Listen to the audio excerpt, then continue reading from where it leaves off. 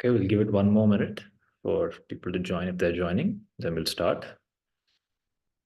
Meanwhile, all of those who are not on video, you try to go on video because it'll be a interactive session. It's not a monologue.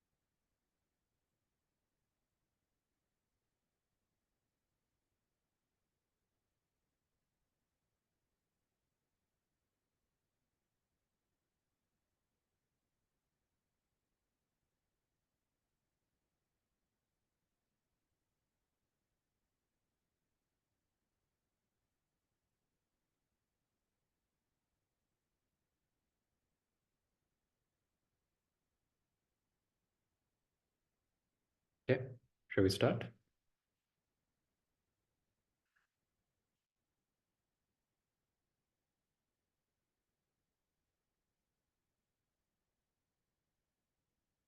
Let us start by chanting Omkara together 3 times. We'll chant together. Om.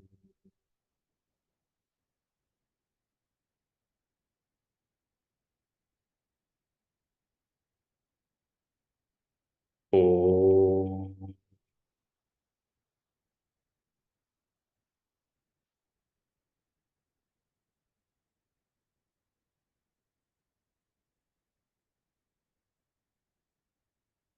Om.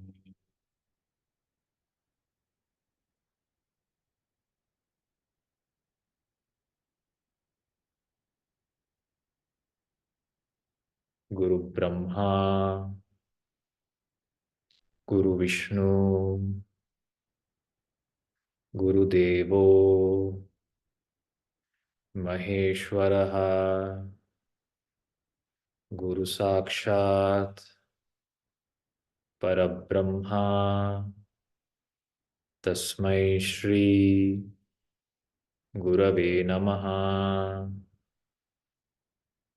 Harihi Om, Shri Gurubhyo Namaha, Harihi Om.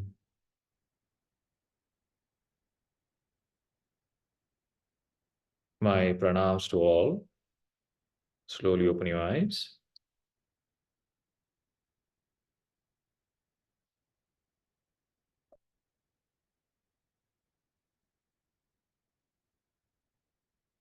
So are the others who are not on video, are you there? Malati, Smita, Pallavi, Neeta, Beena.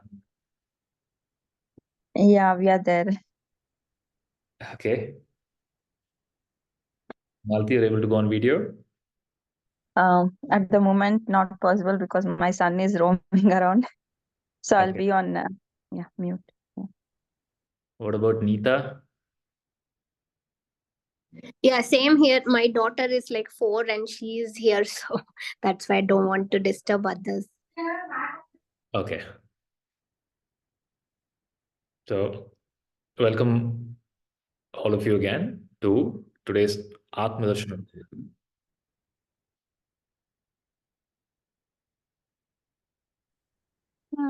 Yes.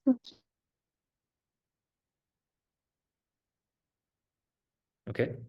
So once again, welcome all of you to today's Atma Darshana program.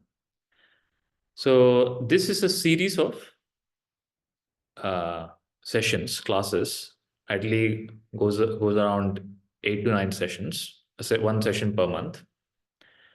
And what this session is about, what we are going to do in this session, I'll come to that part. But there's many new people here. So the session, this batch already had started in Reading in UK.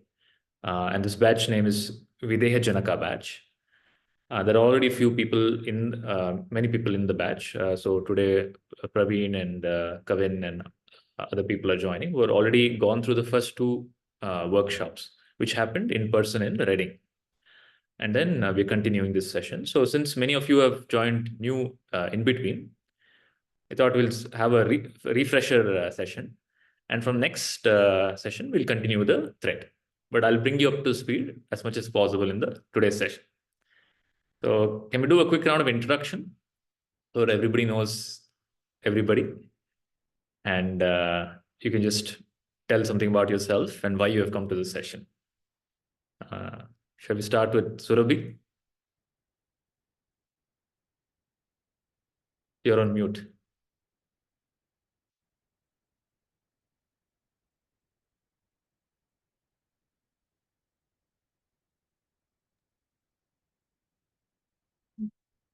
Hello everyone, Hari Om everyone.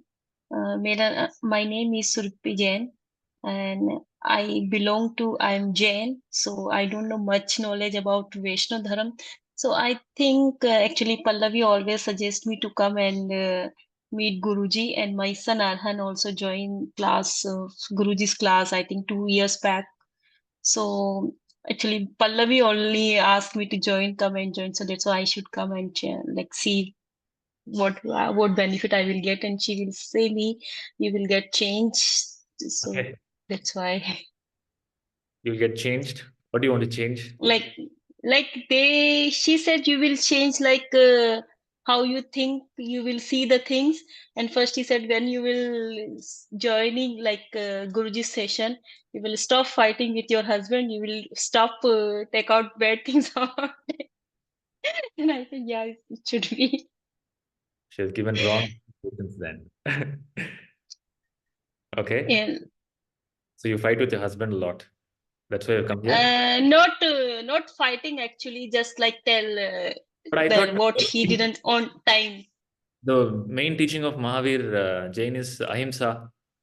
Yeah, insa parmodanam, but it's only up, not inside heart. So we should learn how things will go inside the heart. It's not like fighting actually, it's just telling you, like he never does things on time, and I want the things to organizing and on time. So I don't think any she guru. said you can't. She said you can't control anyone else. It's just control yourself only. Okay. Why are you listening to her? She's my best friend. Okay. Okay, very good. So what do you do? Do you work anywhere? Yeah, I work. Where do you work? I am working retail company. You're an engineer? No, I'm not engineer. I'm retail assistant. Okay, retail. Very nice. Yeah. Malati? Hello, Hari Om everyone. I was joining Pallaviji's Jnana Jyoti class, and she sent me this link. So I thought I wanted to attend Guruji's class. She was telling a lot about Guruji. So I wanted to attend this. I'm basically an engineer. I work here. I'm currently in Germany with my family. I have 4-year-old son. He's just roaming around. So that's why I'm not on video. Okay. Yeah. Why did you come to this session? The name, I just saw the name. I do not have much detail. Anshu, please. Sorry. I just saw the name. I do not have much details. I by seeing the name, I saw it is Atma Darshan. So something which is related to inner self, Okay. introduction to your inner self. So I want to understand about the supreme self. So that is the reason I'm here. Okay. Very good. Thank you. Any background, Malti? You've done any other courses? Any Mm. yoga, anything? Yeah, I was doing yoga initially, and I was trying to do meditation, but it is not happening because a lot of thoughts are coming, and I think I'm still in the beginning stage of the Okay. spiritual path. So Okay. I think this may help me. Okay. Very good. Mm. Namish? Thank you. Riyam Guruji, I am Namish and I have joined this session because I wanted to learn something new. Something new, but I'm not going to teach anything new. Okay, first thing about this session. So the spiritual journey, so we hear the word spirituality, right? So anybody knows what is spirituality? Any uh, old comers, Praveen, Kavin, what is spirituality?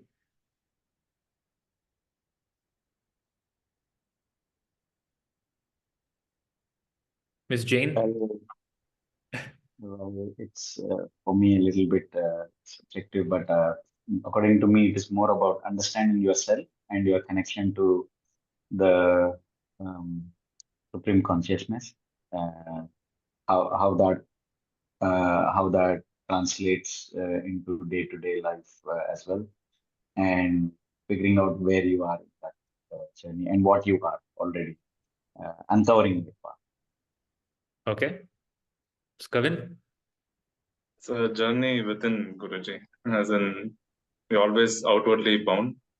So spirituality is a journey inward. So outward is not spiritual? Outside is not That is spiritual? also spiritual. Yeah. So from materialistic, everything is spiritual. So there's nothing that's not spiritual actually.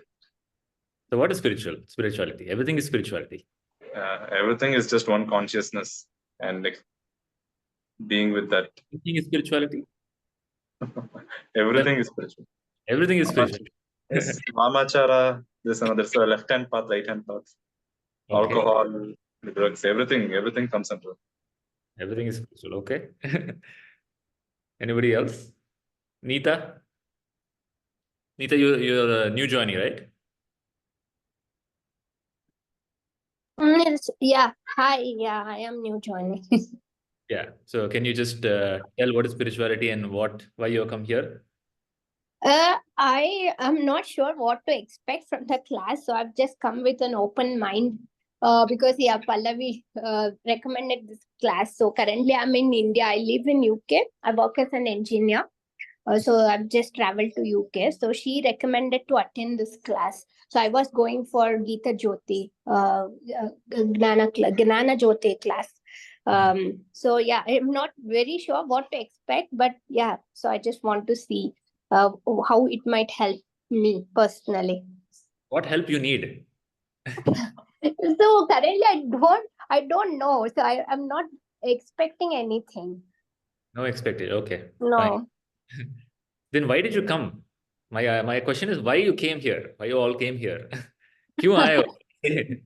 Yeah, I mean, I like to know something new. So maybe I like with everybody, you can learn something. So it is not like we know everything. So maybe I'll learn something from you. So by this class, yeah. So that's why I've come here. So first lesson of the class. Okay. Whether there is no lesson in this class. Okay. This class is called Vedanta class. Okay. So Vedanta, have you heard the word Vedanta? Yeah. So there is Vedas. Vedas is the supreme knowledge. Then the last part of the Vedas is called Vedanta, end of Vedas and end of knowledge. So this is the last class, final class. Okay. What is the final class about? The final class is not teaching. It's not learning more. It's a class of unlearning. You've already learned enough. So it's a class about seeing what you have learned and seeing if there is something to learn more, if there is unlearning required. It's mostly about questioning. And questioning what, questioning whom. So there is not, the whole world is not there, history is not there, the old leaders are not there, new leaders are not there. Nobody's accessible to us.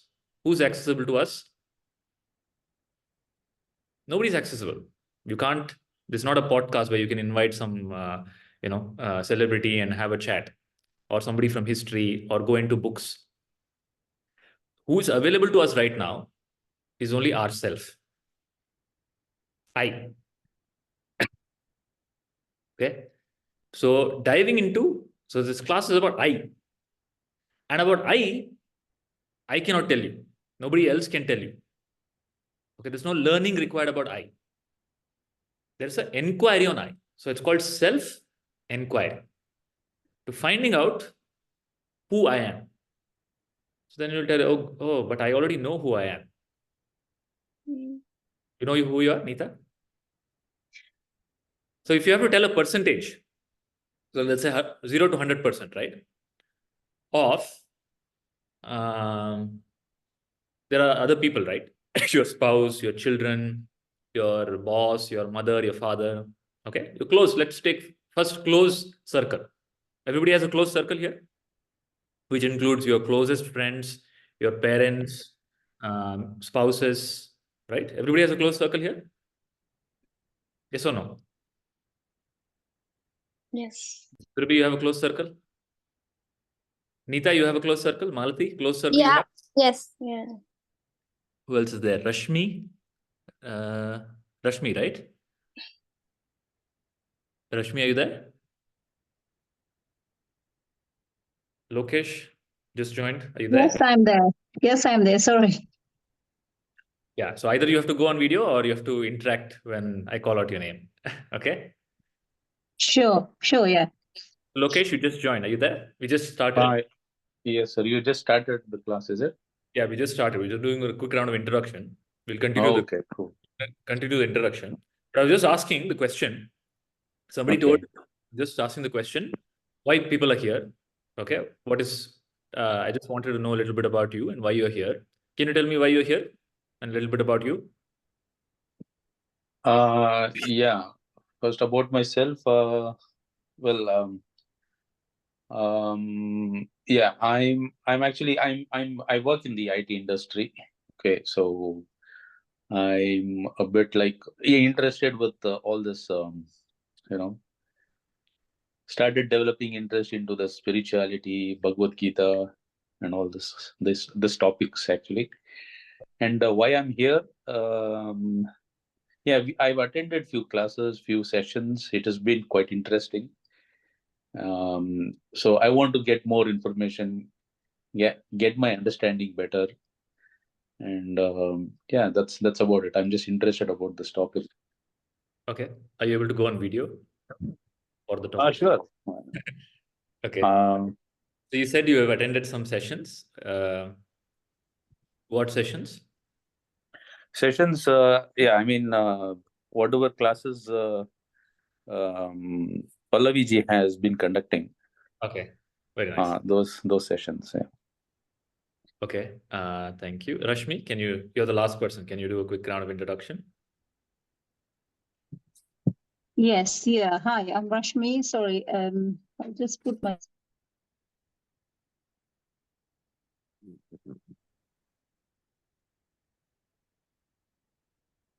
Yes, hi. This is Rashmi. I used to take Pallaviji's classes quite a while, but then my question is why I came to this is like I'm having a lot of questions in me, like, but I'm not getting any answers. So I'm just trying to get some answer from attending any of these courses. Just hang on a minute. Yes, my son is running around here, so he just peeps in and then checks what I'm doing. So that's why I'm just not on video. That's okay. So yeah. Okay. Thank you for joining. Okay, so I was just before you joined Lokesh and Rashmi, I was asking the question apart from the introduction. is that people said, I've come, most of you are telling that I have come here to learn something. So this is a Vedanta class. Okay. This is called Vedanta Darshana or Atma Darshana. So Atma Darshana is the final teaching in the system of Sanatana Dharma.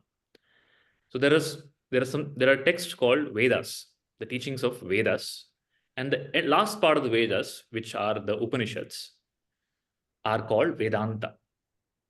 So they are about ending your knowledge. Okay. So it's not about putting more things to the head. It is about emptying out the head. Okay. It is about realizing who am I, and that realizing who am I directly, it's called a direct path. Okay. It's a direct pathway to self. What is self? What is I? We'll get into that. So I was asking a question when you joined. So all of you have a circle, inner circle, closed circle, which probably constitutes of your parents, your best friend, or your spouse, right? It's a first circle. All of you have a first circle.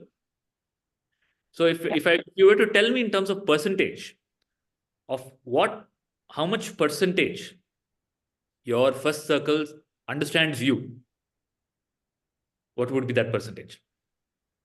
Everybody got the question? What is the question? How much does your first circle, which is your wife or husband or children or parents or best friend, understand you? What is the percentage? Ms. Jane?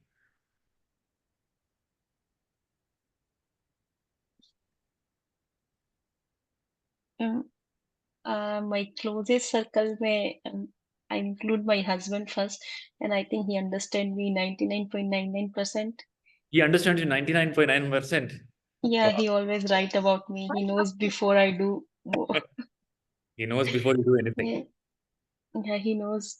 Sometimes, like, I'm not telling the proper sentence, but he understands why I'm telling this is like what is my mean actually.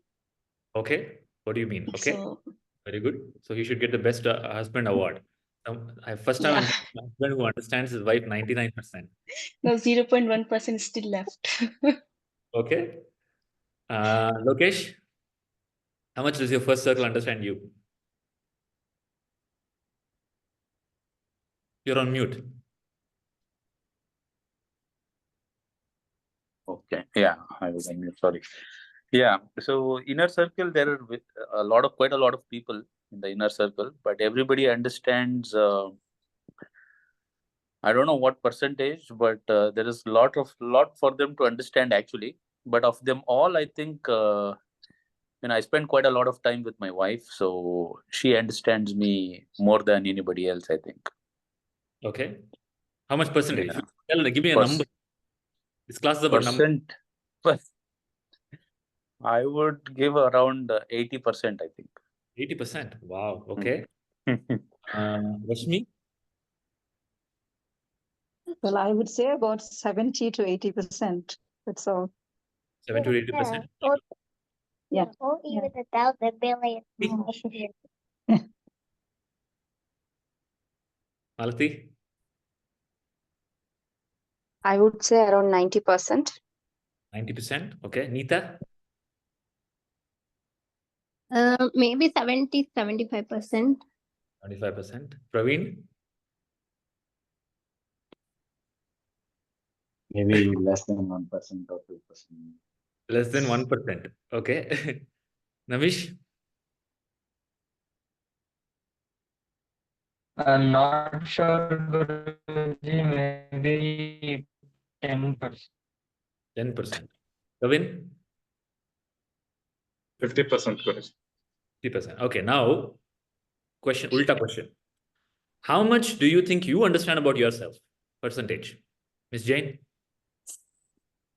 About myself. Sorry. अपने आप को कितना जानती हैं आप? Percentage बताइए.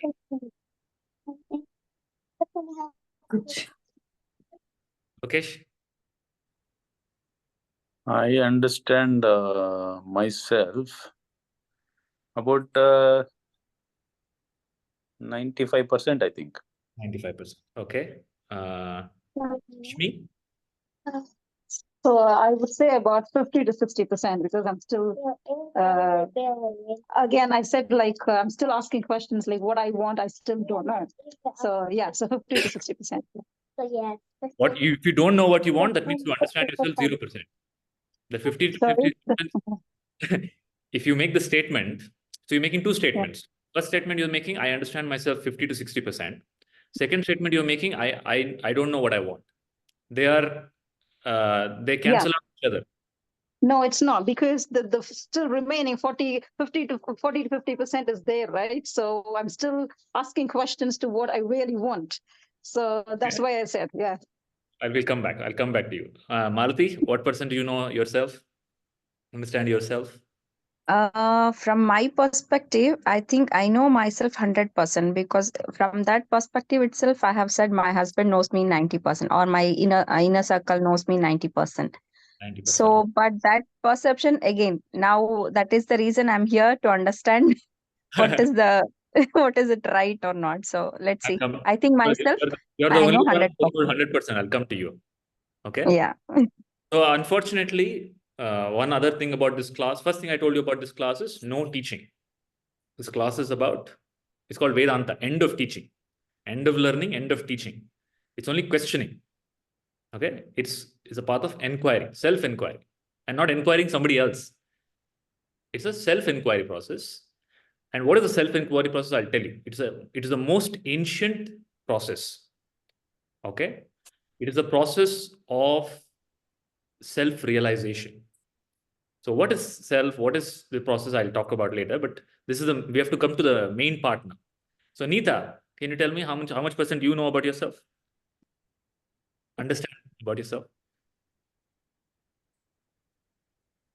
Neeta? 80%. 80%. Okay. So who told 100%? Malati, you told 100%, right? Yes. Okay. So tell me about yourself 100%.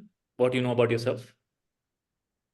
Tell me about you. I mean, yeah, as I mentioned, see, right now I'm an engineer. I'm working in one company. I know I have to do my task, and I'm a mother, so I take care of my kid. And this is the programming which have been done to me. So I know these things. So this is what I am. I'm thinking I'm a daughter. I have my responsibility towards my parents. I have responsibility towards my family, and I have job to do. So these are the things which I know, and I'm only this at the moment. So this is what I meant, 100%. So you know 100% of your CV. Yeah, I can say that. You know 100% of what is in the piece of paper called resume or CV. Your name, Yeah, date of birth, where right. your parents, then what Mm-hmm. you do, your husband, wife of this person, mother of this child. Yeah, Now, right. that is your CV. What you told me is Yes, your CV, right? My yes. question is your CV you? At the moment, I'm thinking that is only me. At the moment, I am thinking that is me. That means Yeah, not 100% sure. right. I'm not sure because I think there is something supreme myself. So I want to understand that. So then tell the truth. No, this class is about telling the truth. Tell the truth. Yeah. What is the truth? Then I think I know myself 100% is the truth. Then I think I don't know what percent is the supreme self and what percent I should say what we know now in this world. Whatever you told me. So who was less than 100%? Anybody was 90%? Any 90% holders here? Anita was 90%, yes. I was 95%. 95%. Lokesh. Tell me about yourself. You know 90%, you know. Tell me about you. It's 90% you, I want to know. 90%, yeah, I think you want to know about me. Yeah. It will take a long time to complete the answer, actually. I want a long time. You will tell me your biodata, right? Biodata. Is biodata you? Well, yeah, so to some extent, it was all I knew was about the biodata. And after some point, I've started realizing what exactly am I actually? Okay, what exactly I want to do? What exactly I should be doing? So in the process, I think I'm in that process. Okay. So in that process, I think there's still some more 5%. That's why I told 95%. The 5% is still I need to figure out some things. That 5% So you figure out, you will figure out about the biodata. okay. Okay. So, and who else told apart less than any 70% holders here? 70%? कितना percent आपने बोला, Miss Jane? 50%. 50%. बोलिए 50% आपके बारे में. आप खुद के बारे में 50% जानते हैं, पर आपके बारे में 90% जानते हैं. तो कैसे हो सकता है? Yes. अरे बाप रे. Yes, he knows me very well. Before I does, he knows what is reaction I'm going to do if. So he knows me very well. What is reaction? It's Yes. like you are telling me there's a computer. Okay, computer में I will put some command. Okay, Yeah. I know what the computer will respond. For you have your phone, right? You have your phone. If you open your phone, you open any app. Okay, the app will show you. It is predictable what the app will show because you have given the command. Does that mean you understand the application? Yes. You understand the application. You understand the output of the what is showing as a response. Do you understand what the code running behind it? Mm. Do you understand? Yeah. You understand what the machine's the source code is? Yes. Yes. Source code I am. Okay, so now let me ask you a question. So everybody told here, let's assume everybody is telling, I know myself. Somebody tells 50%, somebody tells 60%, somebody tells 2%, somebody tells 80%, 90%. Whatever you told me about you yourself, you told me what? Your name, then your biodata, your job, your profession, your mental property, which is your knowledge that you've gathered in whatever 30, 40, 50 years of your life, the relationships that you have, then what else? Some work that you have done, some great achievements, which is part of your biodata. So basically what you've done is you've read out your biodata. Okay. My simple question to you is the biodata me? Is the question clear? Yeah, biodata is not us. Yeah, sorry, sir. Sorry to interrupt. I think biodata me? No. Biodata is not me. Biodata is just part of whatever duties we are doing. So I didn't ask you what part of duties you're doing. I asked you what is you. What is me? I'm nothing. You're nothing. Okay. First you told me I am 90, 80%. Then you I know myself 90%. Now you're telling I'm 0%, nothing. When I know that I'm nothing, I know myself 100%. Okay, so I'm getting confused now. Now I don't know whether you know yourself 90%, 50%, or 100%. What is the truth? I don't know what that percentage is, sir, but yeah, there's still. So I need to figure out many things actually. So I think it is 95%. It may be less or more. I don't know how to add that percentage there. Okay, one more second layer of questioning. So all of you made the statement, I know myself this percent. Somebody told 70%, somebody told 90%, somebody told 80%, 50%, 2%. Okay, that part is fine. Now my second level of questioning. My second level of questioning is, whatever you told about your biodata. Are we agree? Are we clear on that point? Anybody contesting that? Anybody contesting that? No. So whatever you told about your biodata. Biodata is my name. So I'll tell you a story now. Everybody listening? Malati, Neeta, Rashmi. Okay? Yeah. So if you miss any of these threads, okay, these are very sharp threads. It's called Vedanta Prakriyas. Okay. It is a process of understanding myself. The only core or the only essence of this session is I. You understand? That is the subject matter of this session. What is the subject matter of the session? I. To understand I. And to understand I in its true sense. So I, you can misunderstand or you can understand in the right way. To understand myself in the right way, it's called self-realization. That's why the word has I, real I. Have you heard the word self-realization? Self-realization means, so there's a person called Mahavir, Tirthankar. You know why he's called Mahavir, Tirthankar? He's called Mahavir because he realized I. Who am I? One who realizes who am I becomes Mahavir. Okay? So the session is about I, inquiry into I, and self-realization, finding out the real I. Any doubts so far? So now I'll tell you a story. For what? Before I raise the next question. So in the Upanishad, there's a story of a child called Shvetaketu. So Shvetaketu is like how our children go to schools, right? University.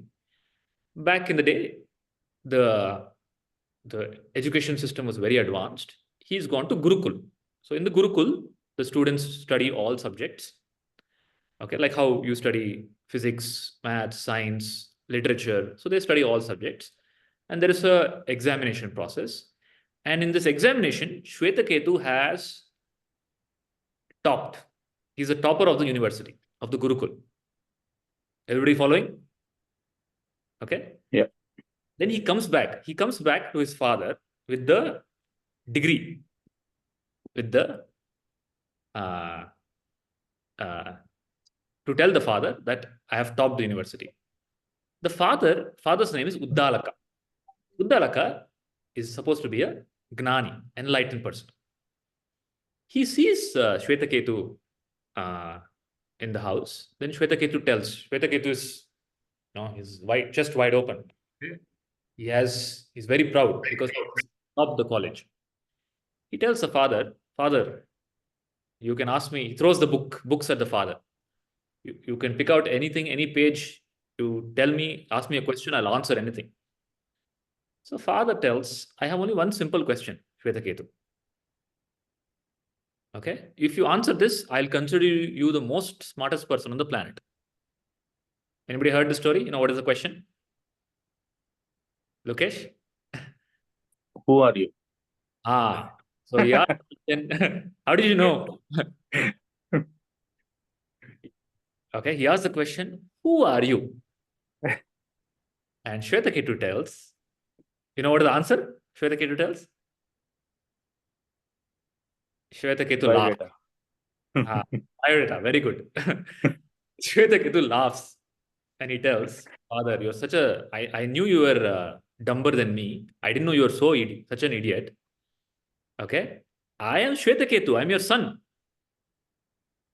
Then father tells, father smiles. You told me I am Shvetaketu. Right? What is the first thing he told?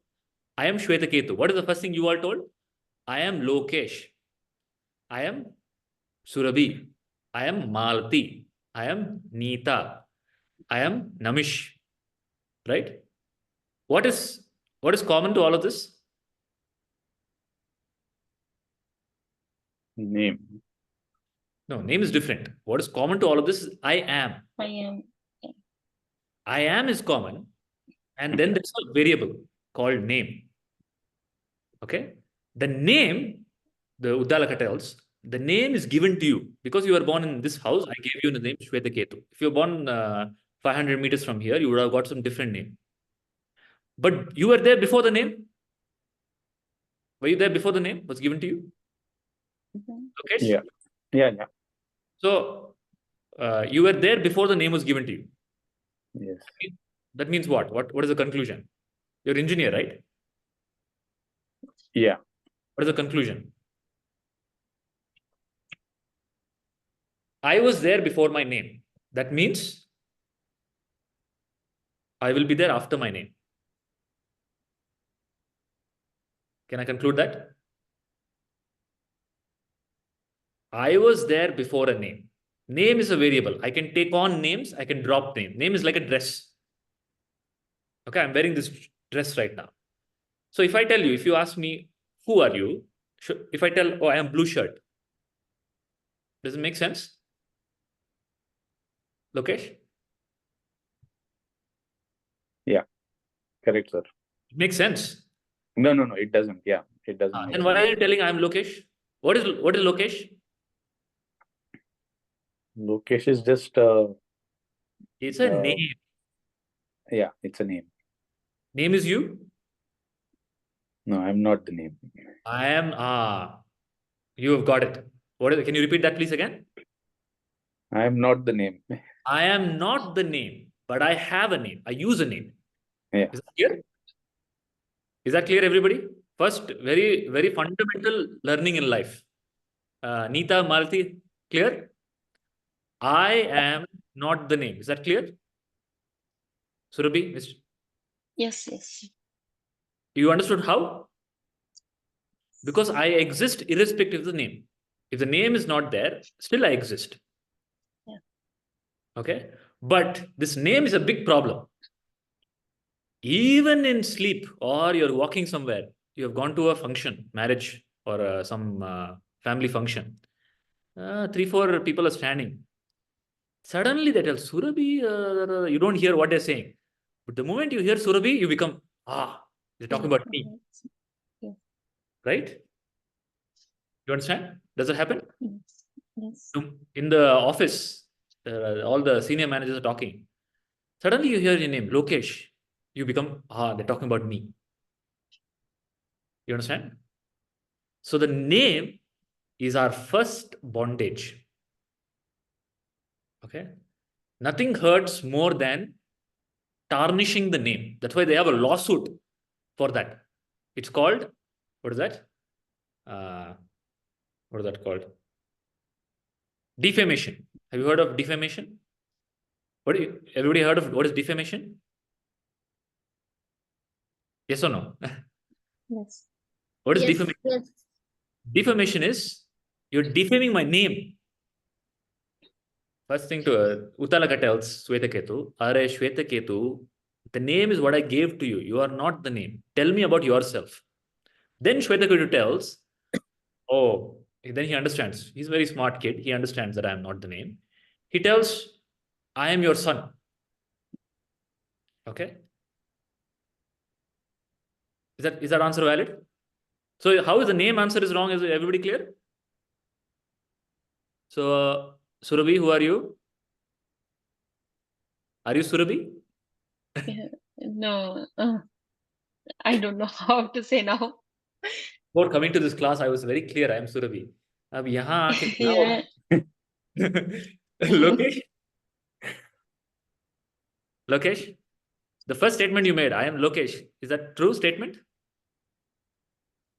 No, my name is Lokesh. That is a true statement. I am not Lokesh. Is that clear? My name is Lokesh. My name also I'll question. Okay. My name will find out. You said my name is Lokesh. Right? Means what?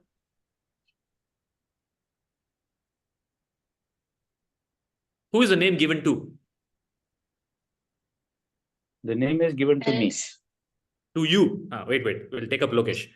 The name is given to you. Means what? No, they gave that name to me. You know, they to address me. They said, okay, let's call this. वो me क्या है? I'm echoing. Okay, what does that mean? Tell me. Name was given to something, right? What does that mean? That little boy. Where is that little boy now? He's grown up now. No, he's not grown up. The boy, how old are you, Lokesh? I'm 40 plus, sir. 40 plus. So 40 years ago, there was one small ball of meat, okay, which was moving, animating. Mhm. And the name was given to that, you say. Yeah. Where is that boy now?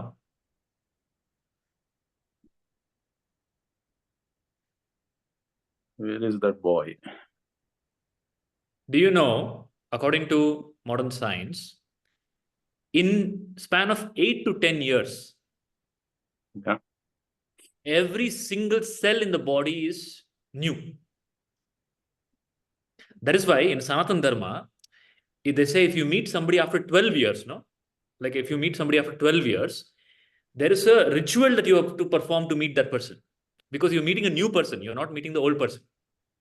So it comes from the understanding that the body changes every 8 to 10 years. That means when I say change, it is not ordinary change. Every single cell is new. So my question to you, where is that boy who was there 40 years ago? The boy is not there. The body, is it there? No. Mind, is it there? Mind is. Body changes 8 to 10 years. Mind changes every second. Mind changes in the morning, afternoon, evening, night. Okay? Forget about being 40 years. So 40 years, my mind has become something else. That mind is there now? No. Then, No. so the name that the child who was there, to whom Lokesh was the name was given, nothing of that location is there now. What is left of that location? So you have a car, sir? Lokesh, sir, you have a car? Yes, sir.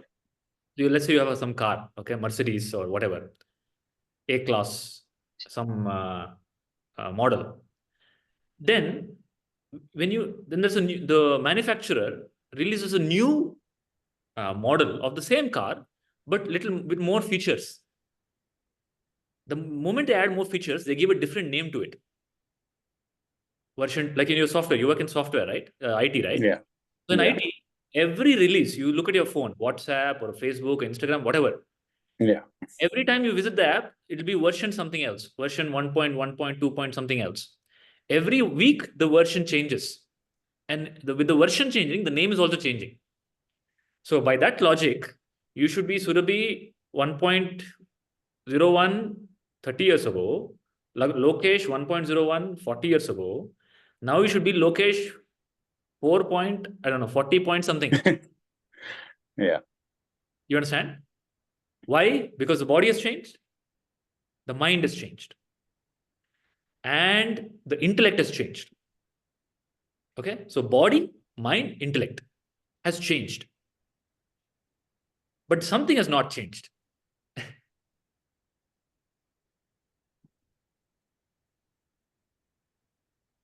Are you understanding? Everything has changed. Everything that I know as me has changed.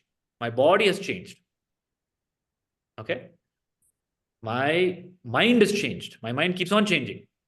Okay? By the time when I came to my class only, my mind was something else. Now I am confused. Who am I? Okay? When I came to my class, I was clear I was Lokesh. Now I'm wondering if I'm Lokesh. Mind goes on changing. Intellect changes. Okay? Intellect keeps on getting upgraded or downgraded. True or false? Body, mind, intellect, and your roles that you play changes. First, you were a student, then you became university student, then you became wife, then you became mother. Roles change, body change, titles change, mind changes. Okay, so basically, you're a changing entity. Is that what you are? Yes. Yes. Okay. Now, when everything has changed, still you feel I am the same child who was there 40 years ago. You say that? I You say think that? soul never change. I think soul will be same. We'll find out what doesn't change. So is it clear that everything is changing is clear? Okay. Then now I'll tell you what third answer that Shwetaketu told. Shwetaketu told, father, he told, I'm your son. Okay. That son, the father tells, Arey Baba, you tell I am your son. The sun who was there 16 years ago when we were born and the sun who's there now, they're not the same. I gave birth to that, and you call me father because I gave one cell. Okay? All of you have children? All of you have children, right? So most of you have children. So what is the contribution of the parent for the creation of the child?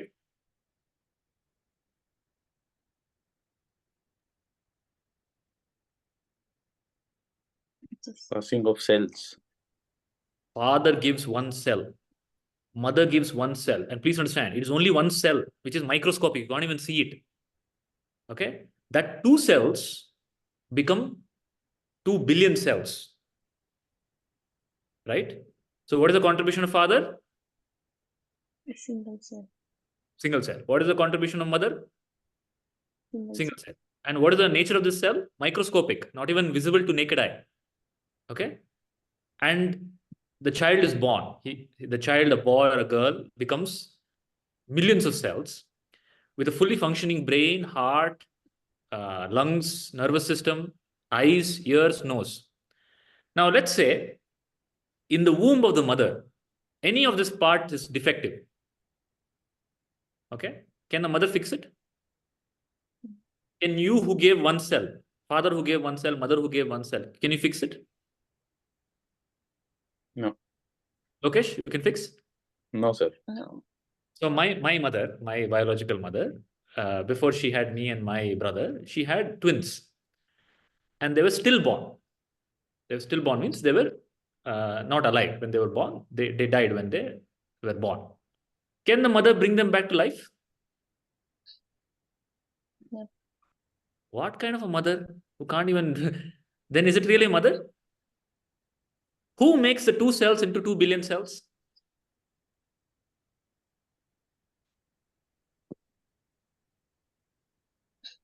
That's the nature of the cells, I think. That's the nature of the cells? Yeah, when they, that's how when the cells work, like basically the 2 cells combine and then that's how they are programmed to multiply. Correct. It's a programming, very clear. Yeah. But that programming has some intelligence in it, that some cells, the 2 Yeah. cells become 4 cells become 16. Yeah. Some cells decide somewhere along the way, they become one ball of meat like this, okay? Yeah. At some point of time, some cells decide, I will become eyes and they'll come here. Some cells decide, I'll become ears. Yeah. Okay. Now, do you agree that there's an intelligence behind that programming? Yeah, amazing. Amazing intelligence. Amazing intelligence, okay? And science cannot replicate that intelligence. Please understand, till today in modern science, we have a doctor also on a call on our session. So, Dr. G, can you tell me, modern science has been able to understand how the body heals? You only treat the symptom, body heals on its own. So have you understood? It's been what, so many, you've been given 5,000 years of research. Come on. Do you know? We still don't know. Yeah, no. We still don't know. So does any doctor know how the body heals? Doctor only gives the medicine, please understand. The healing is done by the body. How the healing is done, nobody knows. Okay? That is why somebody eats some food, it nourishes their body. Somebody else eat that food, it poisons their body. Okay? The nature is, there's a super intelligent mechanism which is handling it. And that is called Shakti, energy. You understand? Okay, that's called Shakti. And modern science, quantum physics, calls it quantum field. Okay, there's a universal field that is super intelligent. That takes care of the 2 cells becoming 2 billion cells. So who is the real father? Who is the real mother? The one who gave 1 cell or the one who made 2 cells into 2 billion? And the one who put life into it. Like I told you, if the child is still born, the mother, father can't put life into it. The life is put by the supreme consciousness. That's called Shiva. So Shiva and Shakti. You understand? Shiva, what is Shiva? Shiva is consciousness. Consciousness is that which animates the child. that which makes it alive. That is called consciousness. Then there is Shakti. Shakti is energy, the one that makes the two cells into 2 billion cells in an intelligent manner. So Shwetaketu's father, Uddalaka, asks him, you tell, I am your father? He tells him, I am not your father. Okay? Your real father is Paramatma, Shiva and Shakti. You understand? Everybody? Any doubts in this? So your name is not your name. Your father is not your father. Your mother is not your mother.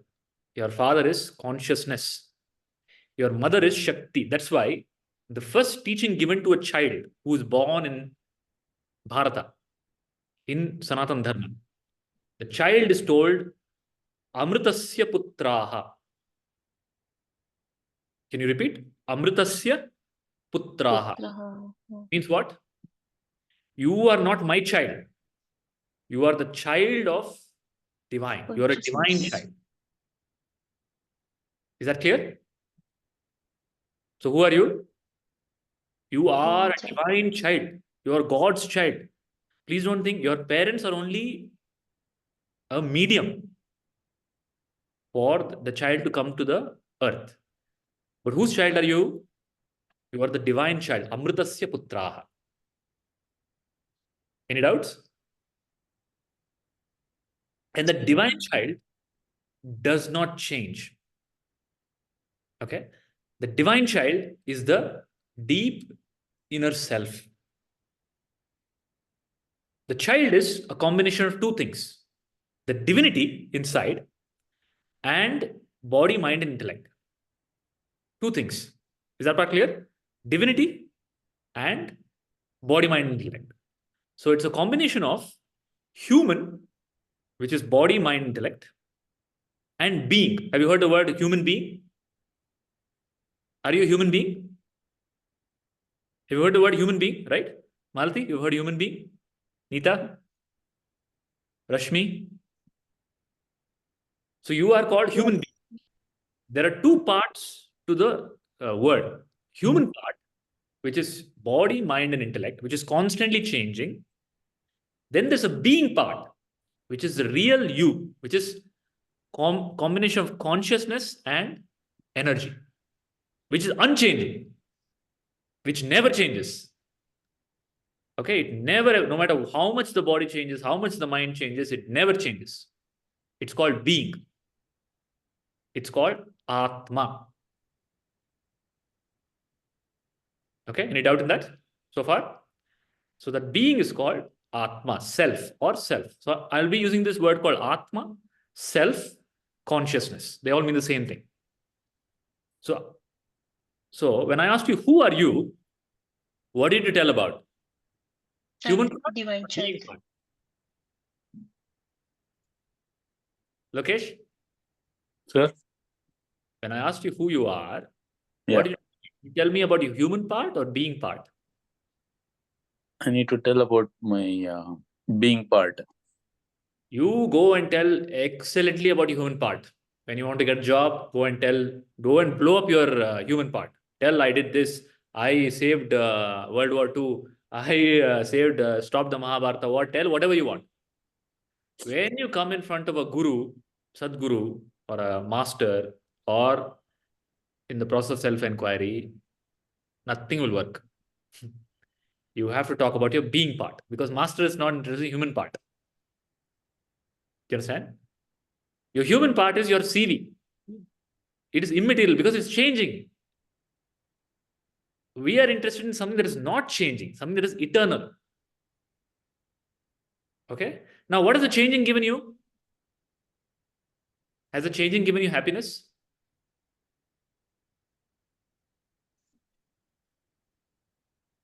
It's given happiness, yes. Has it given you eternal happiness? Eternal happiness is that's different, but it's given some happiness. It is. Can you tell me the one happiest moment in your life, sir? Happiest moment. Uh, Yeah, there have been many happiest moments actually. If Tell I me one. think, Tell me one.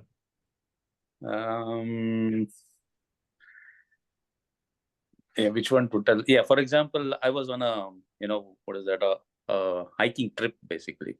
Okay. So So I went to a yeah, trip. that That was happiness. Yeah. Surabhi, what is your happiest moment? When I always talk to my little one, he talk very logically. So whenever I talk with him, I feel very happy. Okay. No, I gave birth to such an intelligent child. Wow. Okay. Anita, what is your happiest moment? Happiest moment, I think, when I spend time with my daughter. That's the happiest moment when I interact with her. Yeah, I mean, even though she's just not even 5 years old, but yeah. So sometimes I learn a lot from her, so that's why. So Okay. that's the happiest moment. Rashmi, what is your happiest moment? Well, for me, it is like I'm very confident, so I don't fear for what I wanted to do. So I will be always happy when I feel confident. So yeah. Confident. Okay. Malati, what is the happiest moment? At the moment, same thing. My son is also around 4 years, and by seeing his growth and his intelligence, his smartness, I feel happy. Okay. So basically, all the answers that all of you gave.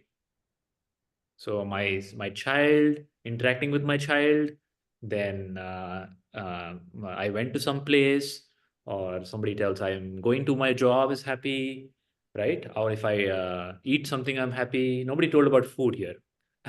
If I drink a cup of coffee, I'm happy. Okay, so there's a child happiness from the child ananda. Okay, then there is a book. Somebody gets happy by reading books. Book ananda. Then there is a travel ananda. When I travel, I become happy. Or when I traveled, I became happy. Now, how long did the happiness last?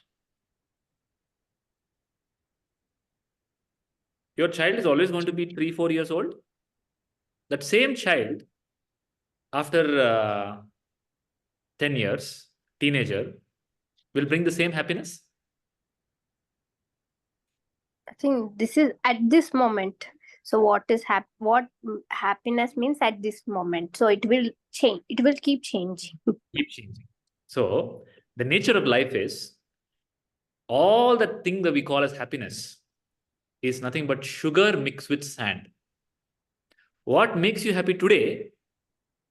So sir, Lokesh sir, you told I was happy because I went on a trip. When did you go on a trip, sir? That was 6 months ago. 6 months ago, I went on a trip. I was so happy. You recollect it. The fact that you're recollecting tells that you're unhappy now. When you were on the trip, did you recollect any other moment I was happy that time? No. You were No. enjoying the trip. Hmm. You understand? So Yeah. when you're happy, you're in the moment. Your mind is not jumping anywhere. Yeah. The fact that your mind is jumping to some past event, that means you're not happy now. You're recollecting happiness means you're unhappy now. That's the hidden statement in your subconscious mind. You understand? No, sir. I'm actually happy now. I'm attending this class, and and I thought I was late, but fortunately I was on time actually. And I'm telling you the principle of happiness. Principle of happiness is people will recollect happiness. No, oh, my childhood yeah, days, oh, so nice, so nice. That's so nice about childhood days. You're telling, oh, it was so nice back then. yeah, Hidden behind that statement is right yeah. now. No, I get your point. Yeah, sometimes we actually recollect the past happy moments. So, which Ah, I And get your point. the moment you are happy in the present moment, there is no recollection. The mind becomes still. Yeah. Please understand. True. When you're really happy in the present moment, the mind doesn't jump to the past or doesn't jump to the future. Correct.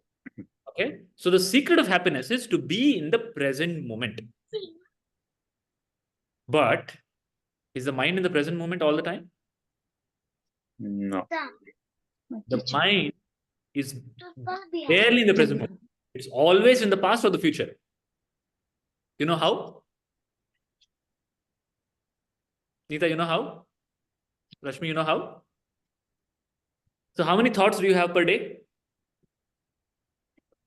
Countless. Countless. Oh, you disappeared. I thought you got enlightened already, Surabhi ji. एक class से मुक्ति हो गया. Means So how many thoughts you have per day, Surabhi ji? I Countless. don't know. I can't count less. Yeah. Million. Okay.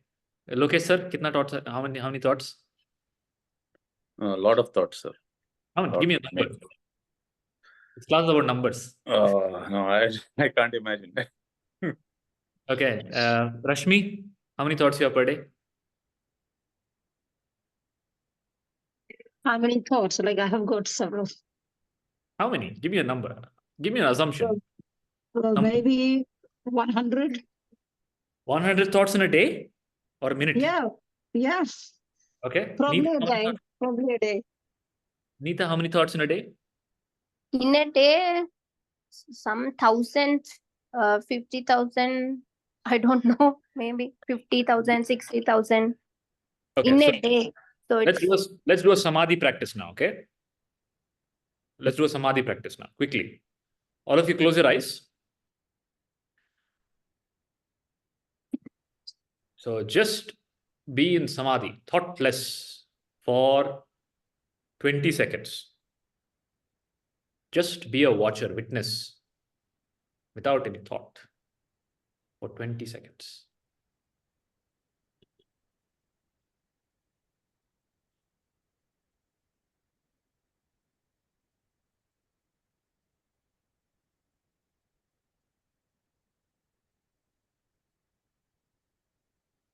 Open your eyes.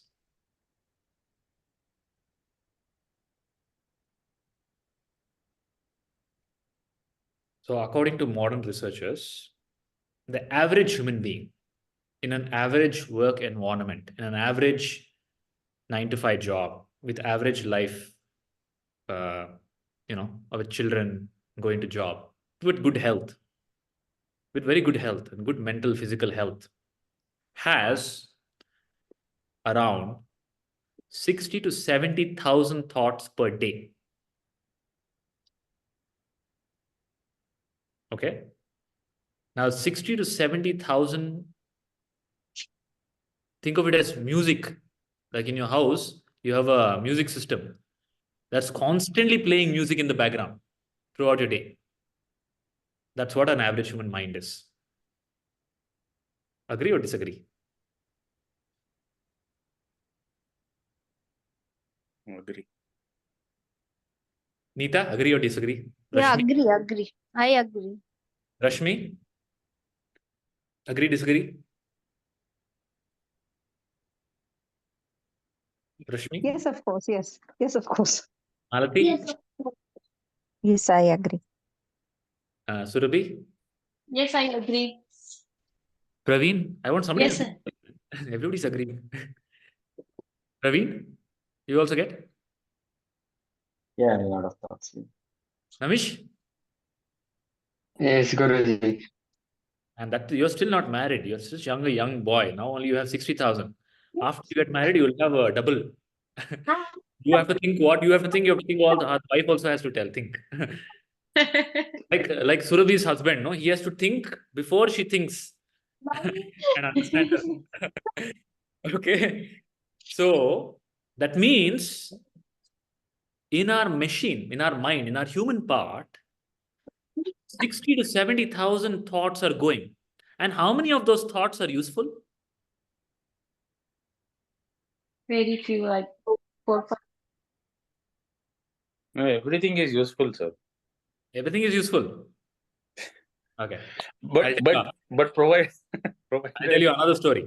There's a very famous scientist called Mani Bhaumik. Okay, Mani Bhaumik. He wrote the book called God, Code Name God. Okay, so he was in West Bengal in the British time. So Britishers, they created a famine, fake famine, artificial famine in West Bengal to kill the freedom fighters and to kill many people. Okay, that famine killed a lot of people, millions of people. Okay, millions of people died in that famine. And this Dr. Mani's grandmother, he was living with his grandmother. His grandmother she told, "You're young, you eat the food. There's only very little food. You eat the food." She sacrificed her own life, telling that I don't have to live, I don't have to eat, you eat. And Dr. Mani survived. Then he went on to go to UK and US and become a very great scientist. Okay, very great scientist, and he used to meet a lot of great people, celebrities, politicians, wealthy people, all extraordinary people in his life.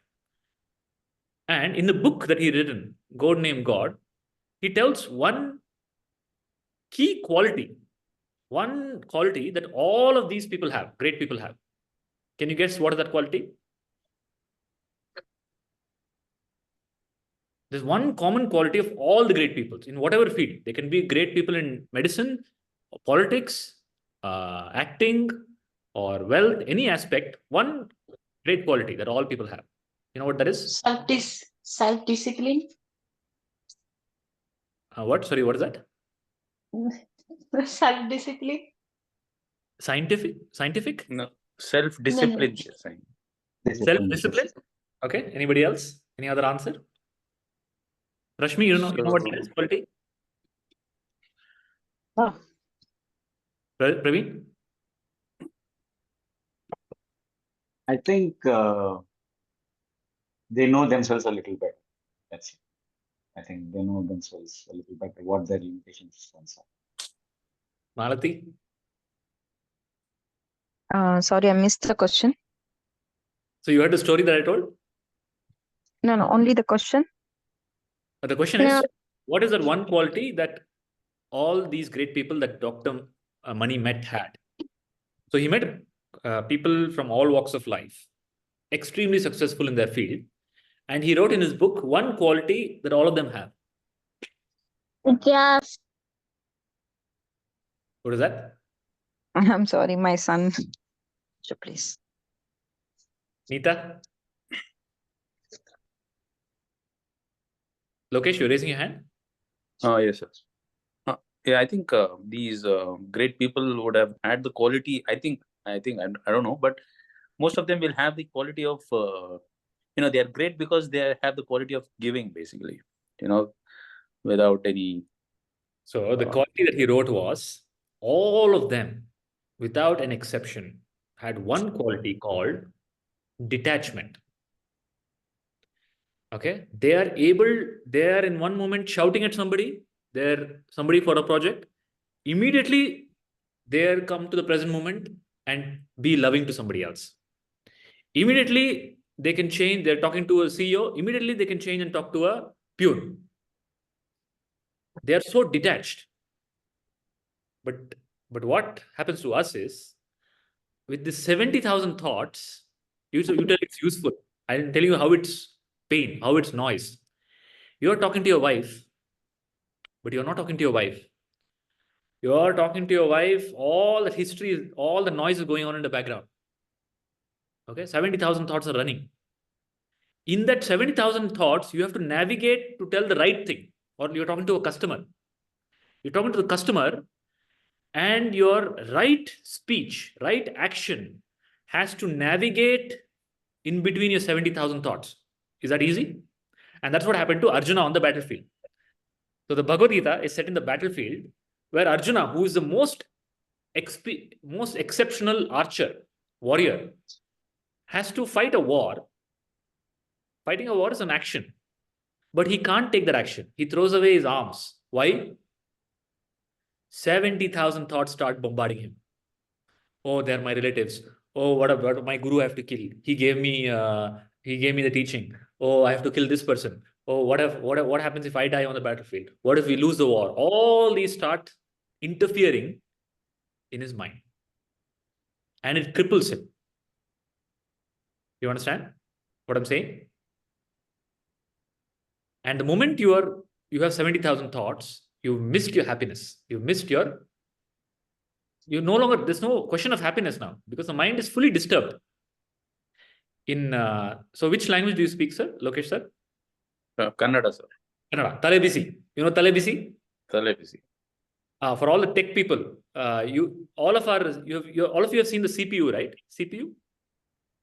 The CPU in our olden CPUs, it used to have a fan. Even now, servers are kept in a cool place, cold place. You know why? Because They get heated when they they process. overheat, they'll explode. Same thing happens to our brain, mind. Our brain is a machine. That 70,000 thoughts overheats the brain. So you're in a perpetual state of overheatedness. How do you know that? 70,000 thoughts. Okay. When you're calm and cool, you're relaxed. There are not 70,000 thoughts. There are very few thoughts or thoughtless. Somebody who is free from thought, okay, free from unwanted thought, is called a gnani, enlightened one. So the entire spirituality is about what? Getting rid of unwanted thoughts. ತಲೆ ಬಿಸಿ ಕಡಿಮೆ ಮಾಡೋದು ಅಷ್ಟೇ. No. That's why I said I was about to tell that. I mean, sorry, what is that? As far as the thoughts are valid, good thoughts, then every thought is useful. But No, again, we need to be. Thoughts are unconscious. Please understand. The thoughts, Yeah. unconscious. You have no control over them. Yeah. They come That's also. like a waves and waves. They keep coming, and the thoughts keep coming. You know why? You know why thoughts keep coming? Identifications. Because you don't know who you are. The moment you realize who you are, I am not the human, I am the being. I am not my name. I am not my body. I am not my intellect. I am not what people think I am. I am not these roles. I am the being, Atma. Thoughts subside. Thoughts die. And that is called enlightenment or mukti. Have you heard the word called mukti? Mukti means what? Mukti doesn't mean mukti wife. Moksha doesn't mean moksha from wife, husband, job, money. No. Moksha means freedom from thoughts. Because in my own experience, when I'm blissful, when I'm happy, I am in the present moment. I am thoughtless. And that is the most blissful moment. When I'm interacting with my child, I am happy. I am blissful. But there a condition is applied. My child is a condition. The moment my child becomes sick, ill, will you be happy? No. The same child which is giving you joy will start giving you disturbance. So my happiness has to be unconditional. Because if it has a condition upon the external world, if it is dependent on my husband, if it is dependent on my bank balance, if it is dependent on my child, if it is dependent on my travel, then I'm in big trouble. I can't do travel every day. I can't control the conditions of my child every day. I can't control the conditions of my husband every day or my wife every day. So if your happiness, the remote of your happiness is with somebody outside, your life is suffering. That's why Buddha's first teaching is life is suffering. You understand? Life is a suffering when the remote to your happiness is given to your child. Forget about your remote. You give the child TV remote to your child. What will the child do? He will watch continuously. He will never keep. Gone. You give the TV remote, you give your washing machine. Let's say you bought a very advanced machine. Okay. It does cooking, it does cleaning, it does swabbing, everything. Will you give that remote to your child? No, no. Then how can you give the remote to your inner state to your child? Will you give your husband or spouse or boss the remote to your inner consciousness? No. If you do, that means you are a slave of the world. So mukti means freedom, freedom from this bondage. This is called bondage. Not freedom from husband, freedom from child, freedom from house. No. That is not what is sannyasa. That is a wrong understanding of sannyasa. Sannyasa means leaving what you are. No. Sannyasa means becoming free from your unwanted thoughts, from your false notions of who you are. That is called sannyasa. That is why in the Bhagavad Gita, Arjuna tells, I want to take sannyasa. Krishna, and he tells, his sannyasa means, I want to leave the battle. I don't want to fight the battle. Krishna tells, nothing doing. You have to fight the battle. Okay? With the understanding of who you are. And that is sannyasa. And that's called real sannyasa. And that is called spirituality. That is called realization. To realize who I am. I am not my name. I am not my body. I am not my mind. I am not my roles that I play. Okay? I am not the thoughts that I have. I am not my name is clear. I am not my name, but I Yes. have a name. I am not my parent's child. I am divine child. Is that clear? Yeah. I am divine child is clear to everybody? Whose child are you? Yeah, divine child. For your Aadhaar card, for your green card, for your red card, whatever card, you go and tell I am so and so's child, father, daughter. But never think that is a reality. There's something transactional, there's something reality. Transactionally use it. And one more disclaimer in this class. Whatever I'm telling you in this class, it's not for you to go and tell somebody else. To tell somebody I'm spiritual, I'm such a great person. No. It is for you to become free from your 70,000 thoughts. It is for you to be blissful, to live a beautiful life. Is that part clear? So I am not my name. I am divine child. I am not my thought. That is the third teaching that I gave you. Is that clear? Third part is clear? Yeah. I am not my thoughts. So you get thoughts. Oh, I'm such an angry person. I am such a depressed person. I am such a smart person. I'm such a beautiful person. All that is false because all that is thought. And what is the nature of thought? It They are comes, going and coming. it comes and it goes, comes and it goes. So all of you told me your close circle knows you 80%, 90%, 50%. You don't know yourself 1%. You don't know your being. Okay? Whatever you told me about yourself is false. Okay? That the person who you're talking about in the question, I don't know if making an assumption that they also don't know that. When I say person, I'm considering society, world. Society doesn't understand itself. Okay? You are being told who you are from somebody who doesn't understand themselves. That is life. Blind leading the blind. And that is why in the spiritual journey starts only when you meet a guru. Okay, that is the beginning of spirituality, and that is the end of spirituality also.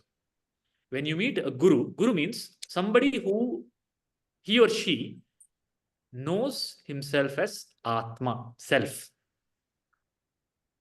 Is a self-realized person and is able to have a dialogue with you, interact with you, and help you realize yourself.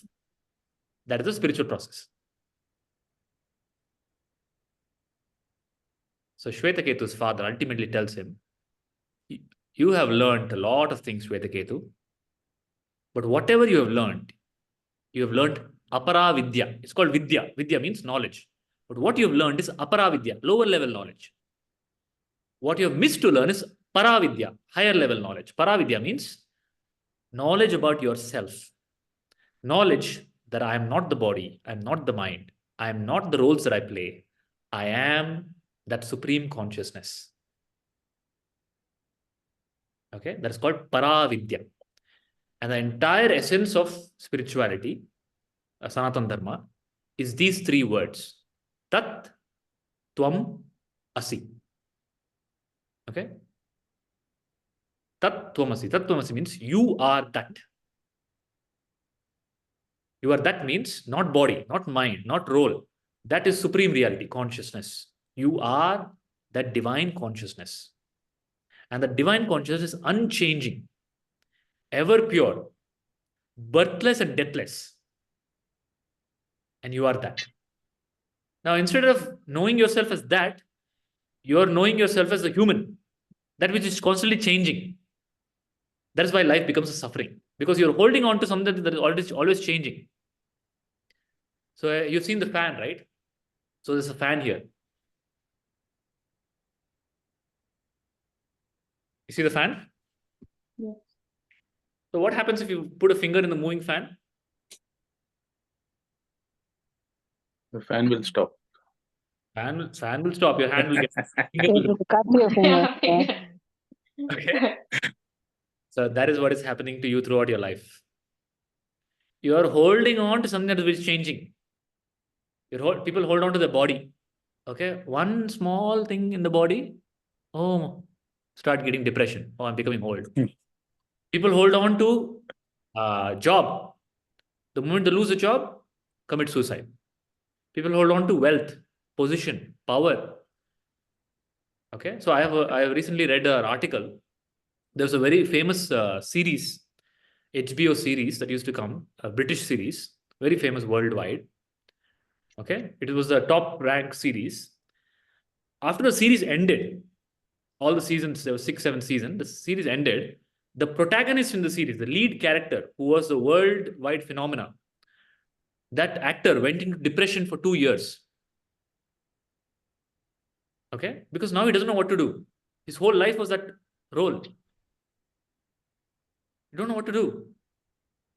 So people hold on to roles, hold on to something on the outside. It's like putting a finger in the fan, something that is moving. The moment you try to hold to something that is changing, suffering is inevitable. So if you're suffering in life, if there is suffering in life, that means you're holding on to something that's changing. So Arjuna is suffering on the battlefield because he's holding on to something that is changing. Krishna is blissful on the same battlefield. Krishna is the guru. He is blissful. He's also facing the same battlefield, but he's in bliss because he's anchored in that which is not changing, which is Atma, self. So when you realize I am Atma, you are called Mahavira. Surabhi, is that clear? Yes. Mahavira doesn't mean there's only one Mahavira. Buddha doesn't mean there's only one Buddha. No. Any person who is awakened is called a Buddha. Okay. Awakened to what? Awakened to the reality that I am not the body. I am not the role. I am not my thought. I am the pure consciousness, divinity within.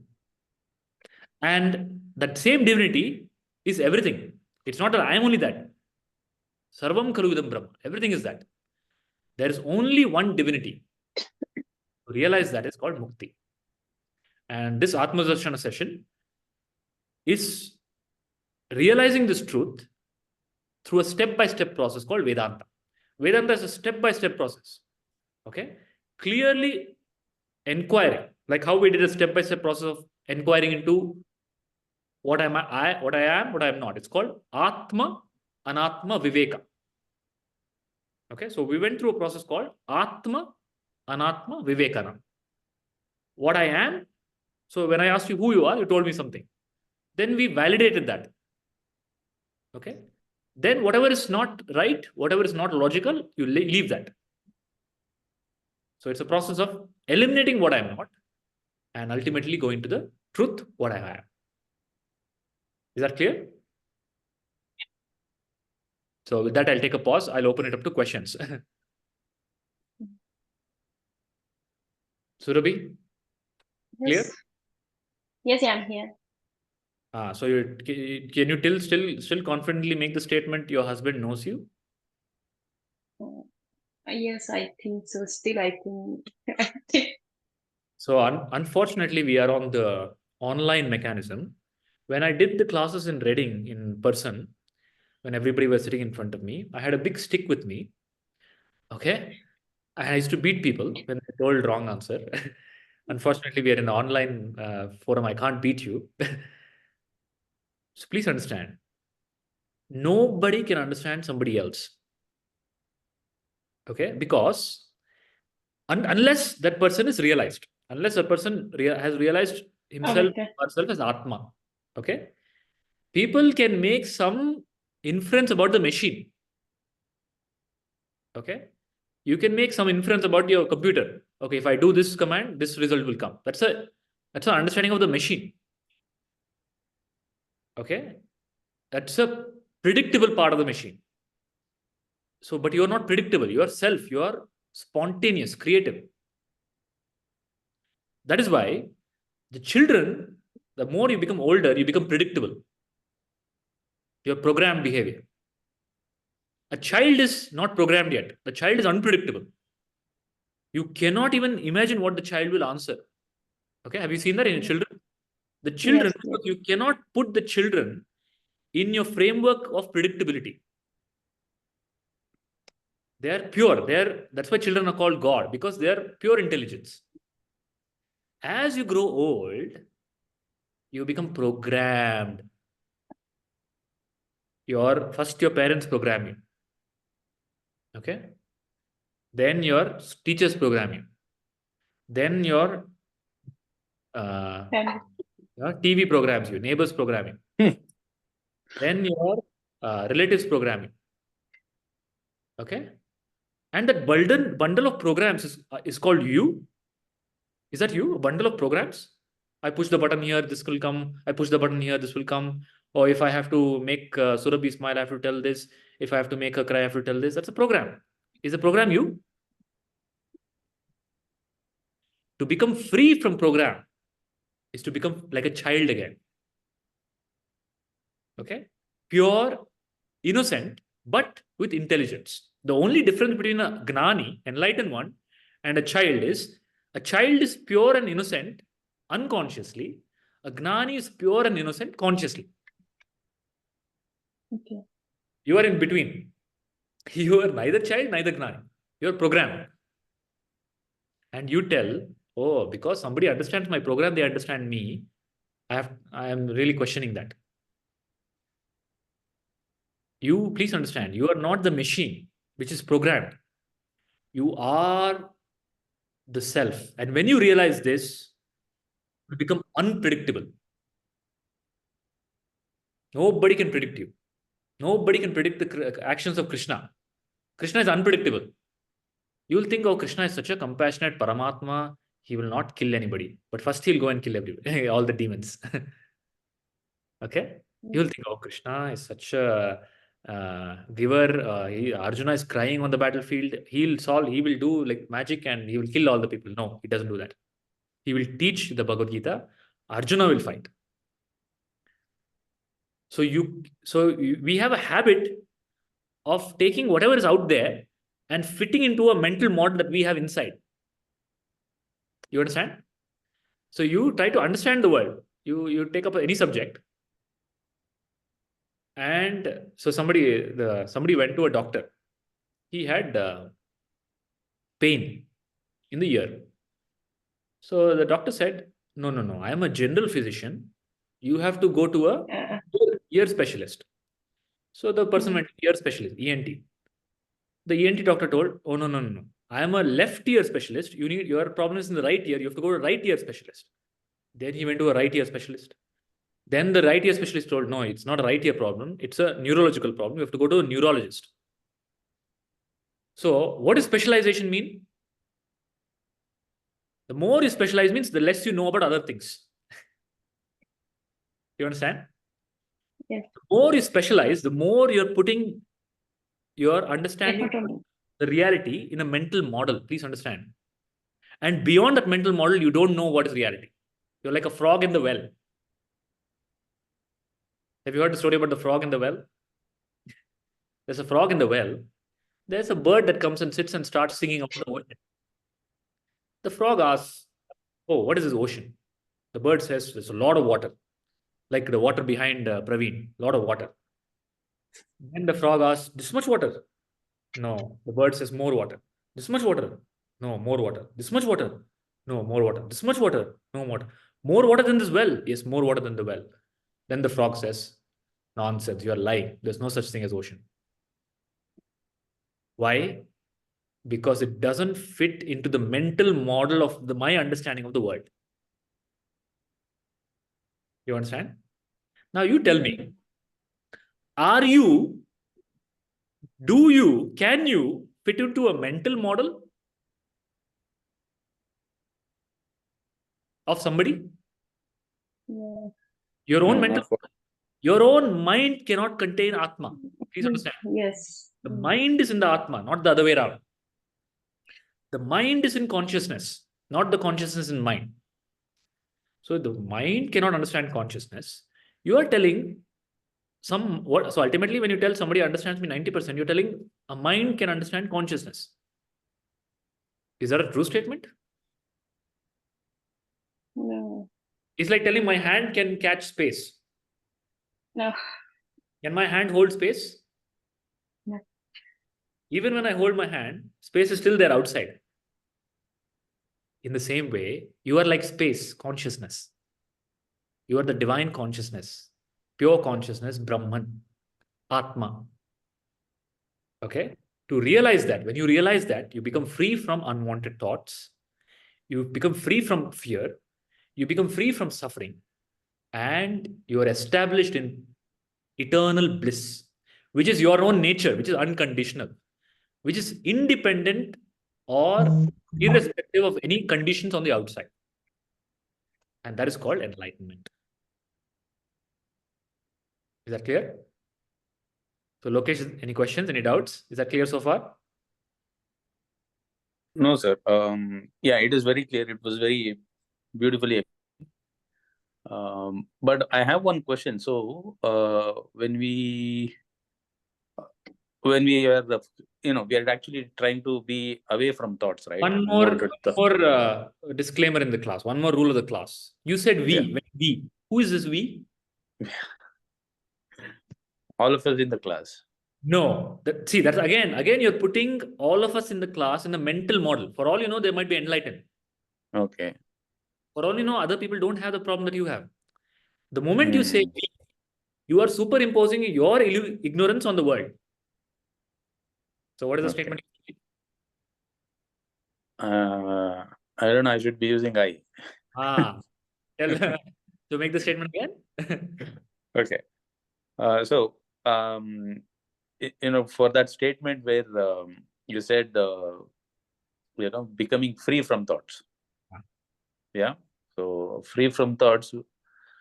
I was just imagining, like when I detach from thoughts, unwanted thoughts, nothing is. Yeah, you gave the example of handling different scenarios wherein we are, where I am detached from all the external things that's happening. Correct. Okay, so I'm thinking like in that case when I'm detached, but I still have to be performing certain things, right? I have to be performing certain things, or I have to be associated with certain things. So let's say I'm detached completely and I'm not interested in anything. So basically I shouldn't be interested. So there is no concept of getting interested, because if I get interested, I'm actually attaching myself, right? No. So yeah, that's the thing. Complete the question. Complete the question. Yeah. So in that case, what happens to that state? I was just trying to think, like I might be detached with everything, but I'm not motivated or I'm not interested in doing anything. Or I'm still enlightened in that process. But what is that state? Like, isn't it a kind of there is no kind of a motivation or happiness there? Yeah. So the question is, if I'm fully detached, yeah, how will I operate in the world? How will I do important tasks? Can I do tasks? And if the Gnani is fully detached, how can the Gnani do tasks? Okay.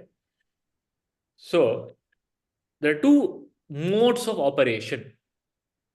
Okay. Two modes of operation. First mode of operation is called working, and both are modes of operation, means work. Modes of work. Okay. Mode of work, you understand this word, mode of work. Approach to work. Okay. The first mode of operation is I do work for happiness. Okay. That's the first mode of operation. That means, okay, I have to go to a job. Why I have to go to a job? Why do you go to a job? Salary. Okay. Anything else? Yeah. Basically salary, and there are other things that I need to, we would have. Other things, if somebody tells I'll remove salary, other things I'll keep it intact, will you go?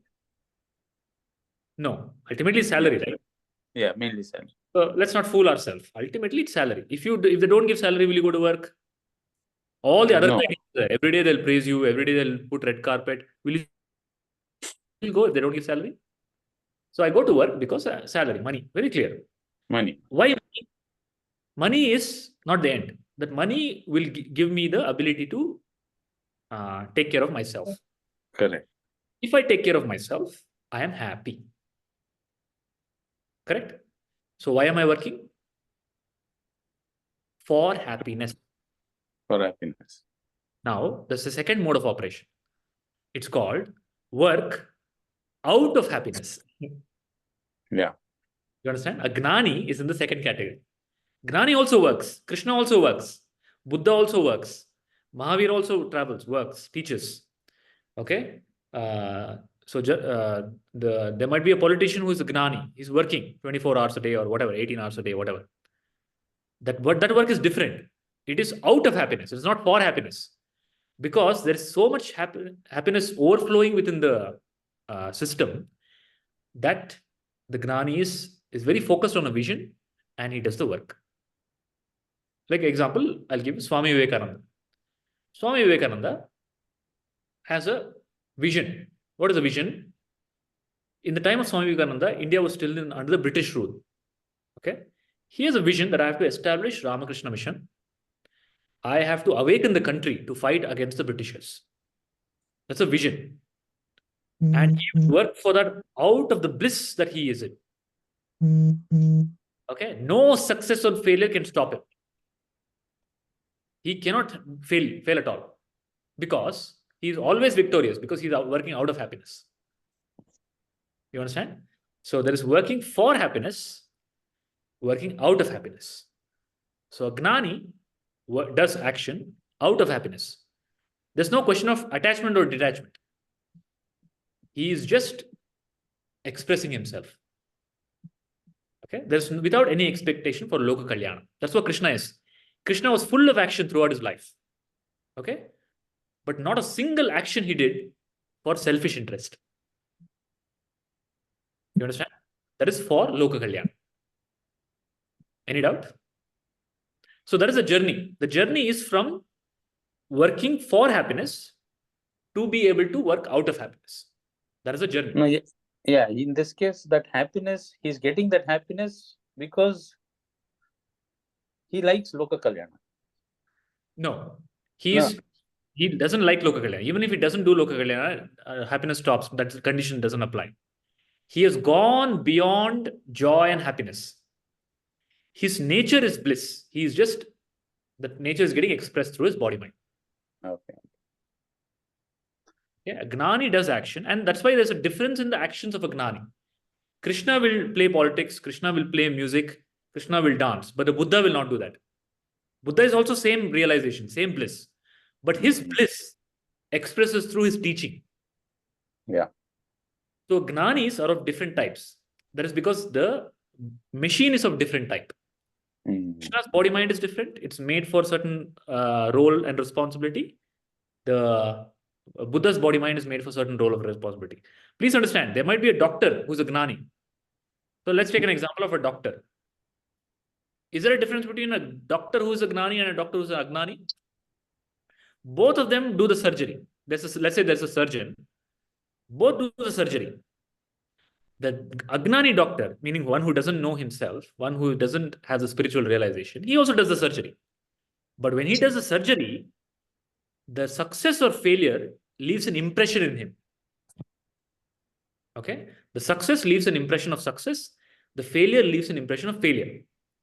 In the Gnani who is a surgeon, he also does the surgery. But the success or failure leaves no impression in him. He is a non-doer. There's no impression. He remains pure. He has no karma. Whether he fails or succeeds, no karma. But where Agnani, if he fails, there is a failure record. If he succeeds, there's a success record. Record means what? Next time, that failure and success will influence him. But for a Gnani, next time when he does surgery, there is no influence. He's again in the present moment, free from any past record. Do you understand what I'm trying to say? Got it. let's say there are 3 surgeries, morning, afternoon, night. Gnani and Agnani doctor have to do 3 surgeries. Okay. The afternoon surgery, when the Gnani comes, he doesn't have his present action is not influenced by the vasana of the previous action. He might take the learning from that. Maybe there's some learning that he had, he'll take that. But for a Agnani, he has no control. Whether he wants to or not, that memory, not only the learning also will come, but the hurt also will come. The disturbance also will come. Hey, see, in the morning you killed that person. You're going to kill this person also. That voice will come in the head. For a Gnani doctor, that voice is not there in the head. The only difference is voice in the head. And that voice in the head is thought, unwanted thought. So both take action, but one takes action under the influence of intoxication called thought. The another takes action without intoxication. Now, what do you call a doctor who does surgery under intoxication? Dr. Kavin? They're sent to jail, you know that? If a doctor does surgery under influence, they'll send to prison, right, doctor? They'll take their license away and they'll be sent to prison. Now, please don't think intoxication is liquor. Unwanted thought. So that's what Shankaracharya told. You're all under intoxication of Maya. Maya, Madira, Pitaha, Brantaha. You might not be intoxicated with alcohol, but you're intoxicated with the world, thought of the world. The thought of the world interferes in your interaction with the world. And the interference, is it good or bad? You have to tell me. You understand? You got the answer, Lokesh? Yes, sir. Thank you. Got it. Any questions? You said you had a lot of questions, Rashmi. I do. But then, see, I have one question which I want to ask, but it's not related to the topic what you actually discussed today. So it's about the Mahabharata, yeah. So the situation what you were explaining. So with Arjuna and Krishna. So if the Krishna was on Arjuna's side, or when Arjuna was in Krishna's side, would he given the same thing what he has told to Arjuna? They are on the same side. They both are on the one side. No, I mean, in the sense, like, not in the same side, like the question what Arjuna asked Krishna, like, do I need to do this? So if that's come up. So, I mean, what I'm trying to ask you is, like, would he given the same question or the answer what Arjuna has given to, I'm sorry, what Krishna has given to Arjuna if he's in Arjuna's place? So Krishna, see, the teaching of Bhagavad Gita is there's a battle happening. There is a Kauravas, who are the evil people, Pandavas, and Krishna and Arjuna on the Pandavas side. Now, Arjuna throws away his arms because he doesn't want to fight with the Kauravas. Okay, why he doesn't want to fight? Because of any logical reason. It's all illogical reasoning. His mind takes over and there's a lot of illogical reasoning happens and he becomes depressed. And Krishna's teaching to Arjuna is a solution to that depression. And that 30 minutes of teaching of Bhagavad Gita uplifts Arjuna to make him fully function, to make him realize himself, take up the arms, do the right thing. Okay? The right thing for him to do that time is war. There's no other right thing. Please understand. All the other right things they've already tried. They tried to do without war. All those negotiations didn't work out. Now nothing is left. No other option is left. The only option is war. Okay. Now in the war, in the battlefield, like there's a soldier in the battlefield, throws away his arms. Is that the right thing for the soldier? It's the wrong thing. The right thing for the soldier is to fight. Okay. And Krishna is bringing that clarity of what is dharma, what is adharma, what is atma, what is anatma to Arjuna. And that teaching brings a clarity to Arjuna, and Arjuna fights the war and wins the war. So the key here is the teaching that Krishna gives to awaken Arjuna to do the right thing. But most of the time what happens is Even though we might know what is the right thing, like let's say there's a doctor. Doctors know what is good for health. Yeah. And have you seen doctors smoke? Yeah. Right? They know it's bad. Still they do. Why? Because knowing what is right and wrong makes no difference.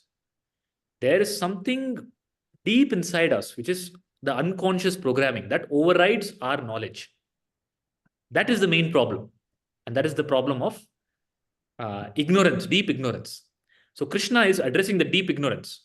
If Arjuna goes to some modern day guru will tell, oh, give confidence and motivation talk. Krishna is not giving motivation talk. नीचे देख लो. I'll give it a Krishna is going to the core of the problem. Is ignorance of your nature. Yeah. Yeah. The problem is ignorance of true nature is the problem that Krishna is addressing. And Krishna will always address that. Okay. Next question. Did you get the answer or not? Yes, I did. Yes, yeah. Thank you. Yes. Please understand, you think the problem in life is my husband, my wife, my job, the recession, my health, something. You always think the problem is something else. No, the problem is always your unconscious, unwanted thinking. Thought is the problem. Yeah. Is everybody clear on that? Any doubts? Any doubts or argument in that? Thought is the problem.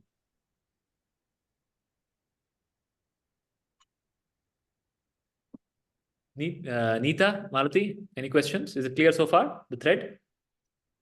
Yeah, I have a question. So help me understand. See, if I'm a gnani, so what I understood is I have to be free of the feelings. Is it correct? No. A gnani is free from misconceptions. That's why it's a gnani. Gnani means awakened. Awakened from what? All misconceptions. What are the misconceptions about? There's a misconception about me, who I am. Okay, I think I am Malti. I think I'm woman, right? Are you woman? Yes. Yes. I don't know. I can't hit you with the scale. Why is that? It's not easy. See, by just attending one session, the whole programming, what have been done from past 30 years cannot be changed, right? See, that is another programming. Yeah. Yeah, I know. That is Another another. programming that 30 years it cannot be changed. You know how long Bhagavad Gita is on the battlefield? Bhagavad Gita is 30 minutes. I want to talk for 2 hours. There are 700 shlokas in the Bhagavad Gita. If you chant, it's 30 minutes. It's a song. Okay. 30 minutes. Krishna removes not 30 years of programming. And at that time in the Mahabharata war, Arjuna is 90 years old. Krishna is around 100 years old. Bhishma is 300 years old. Okay, they're all very old people. So Krishna didn't burn just 90 years of Arjuna's programming. He burned billions of lifetimes worth of programming. That's called Gnana. So Krishna tells in the Gita, Gnanagni Dagda Karmani. The fire of wisdom will burn the karma darkness of ages. Like there's darkness in the room, okay? Darkness from ages. It needs only a small lamp to kill the darkness. One small lamp will bring light into the whole house, right? In the same way, the gnana, the clear gnana, Atma gnana, will burn the karma. So I asked you, are you a woman? You said, yes, I am a woman. What is a woman? Why you said you're a woman? Because you have a body of a woman, right? Yeah. Are you the body? No. Then, what is the statement? I am a woman. The consciousness, Atma. Atma is neither woman nor man. Atma is pure. Okay, I'll ask you another question. I'll ask you another. You have dreams? Yes. You in a dream, let's say in your dream, you went to Paris. Okay. In the Paris, there's a different body. No, I'm with the same body. Kahan pe yaar? Your body is sitting in, where are you right now? UK, right? Germany. Germany, sorry. You're in Germany. Body, Mhm. waking body is in Germany. The one who is eating ice cream in Paris is eating through a body, right? Yeah. That body is different from this Germany body, right? Because it is in same my dream. So I'll be thinking it is my body. You'll be thinking it is your body, but is it really your body? It's a dream body, correct? Dream. So a dream body is different from the waking body, correct? Mhm. Now, after dream, you go into deep sleep. You Mhm. know deep sleep, right? Mhm. In deep sleep, there is no body. Correct. So in 24 hours, how many times you have changed your body? 2 times. Times. And you've gone to an experience where there's no body, Tell me, but still there. because I'm listening my lesson. Tell me how. Malati, are you following? Yes, yes. I think there was some interruption. I've changed my body 2 times. In the waking state, I have a body which is changing, constantly changing, which changes Mhm. every 8 years in the waking state. Okay, every 8 years I get a new body. Okay, in the dream state, I take a new body. Every dream, I take a new body. Okay, in the deep sleep state, I have no body, but I'm there without a body in bliss. So I can infer with all this in my own experience, I am not the body. Okay. If I'm not the body, how did you say make the statement I am woman? Right. So with this conception, if But it's I not a have concept. I am woman is a concept. This is reality. okay, if You know I what the difference between concept and reality? Concept means it's temporary, it comes and goes. Reality means that which is always there. Right? okay. There's a difference So between a concept and reality. So you tell me out of okay. this, which is concept, which is reality? Now I'm a woman is a concept and I'm a soul, right? I'm Atma is the reality. Isn't it true in your own experience of waking, dreaming, deep sleep state? Correct. But I have a question. With this reality, that I'm Atma, and as Lokishji said, I still have to perform in this world. I am a mother, right? At the moment. So Yeah. my whole thought process will be about my kid, my family. Correct. But in one side, I'm learning that I'm Atma and I should be free of thoughts. And in other side, I still have lot of things to do. I don't even have time to think. I should be continuously doing some work related to my child, my office, my family, cooking, etc., etc. Correct. So how will I perform? If I'm a gnani and if I become sannyasi, I feel that is the right process. Like, okay, I'm gnani and I'm free of all thoughts. Okay, you don't have stick searching for stick. I have a stick, I can't hit you, unfortunately. So I got your question. See, still I have a doubt. I mean, I want to understand how should I perform now? Okay. So first thing is to realize that Hmm? this is not a perpetual process. Gnana is not perpetual process. Mm-hmm. You told I'm a woman. Every day you're thinking I'm a woman, I'm a woman, I'm a woman, I'm a woman. No. No. It went deep inside you one time and you know it. That's all. Yeah. Gnana is also the same. Right interaction with the right guru, it's a process of interaction with the master. Okay. Mm-hmm. Krishna Mm-hmm. tells in the Gita, Tadvidhi pranipatena pariprashnena sevaya upadekshanti te gnanam gnanina tattvadarshinaha. So the process is the knowledge that I am the self happens because of interaction with the guru. Okay. Mm-hmm. And the guru, it's an interaction.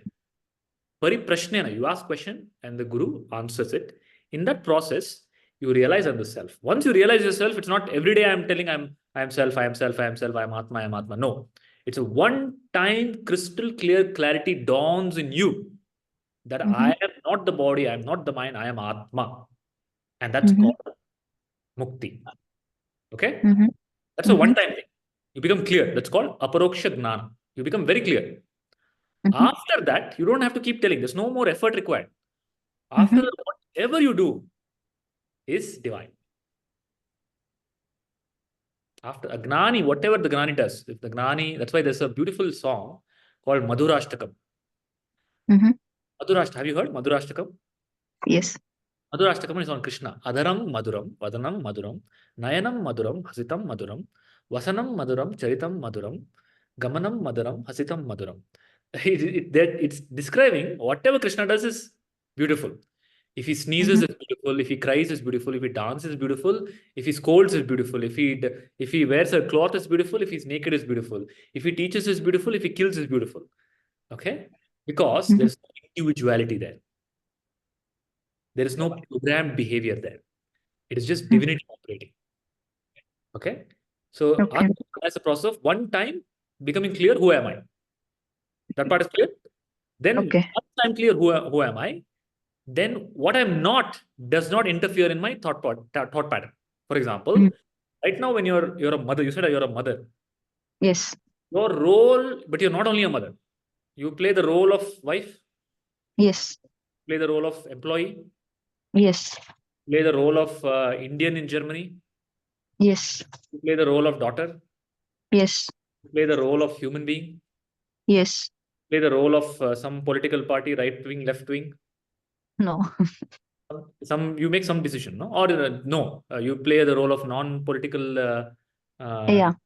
That is also one decision. Okay. Mm. Now, all these roles, do you think they will not interfere in your role of mother?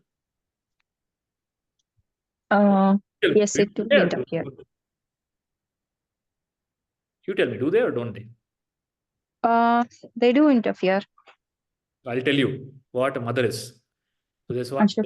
So princess called in the India, ancient India. There's a princess called Madalasa. You can Google her. Madalasa. Okay. Madalasa had 3 sons, prince. I'm Oh, sorry. Okay, listening? Yes, yes, I'm listening. She had 4 sons. Mhm. And, she sings a lullaby. You sing a lullaby for the lo, the baby, no? She Mhm. sang a lullaby. The lullaby that she sings is called Madalasa lullaby. It's very famous. She tells, Shuddhosi buddhosi niranjanosi samsara vyara parivarjitosi.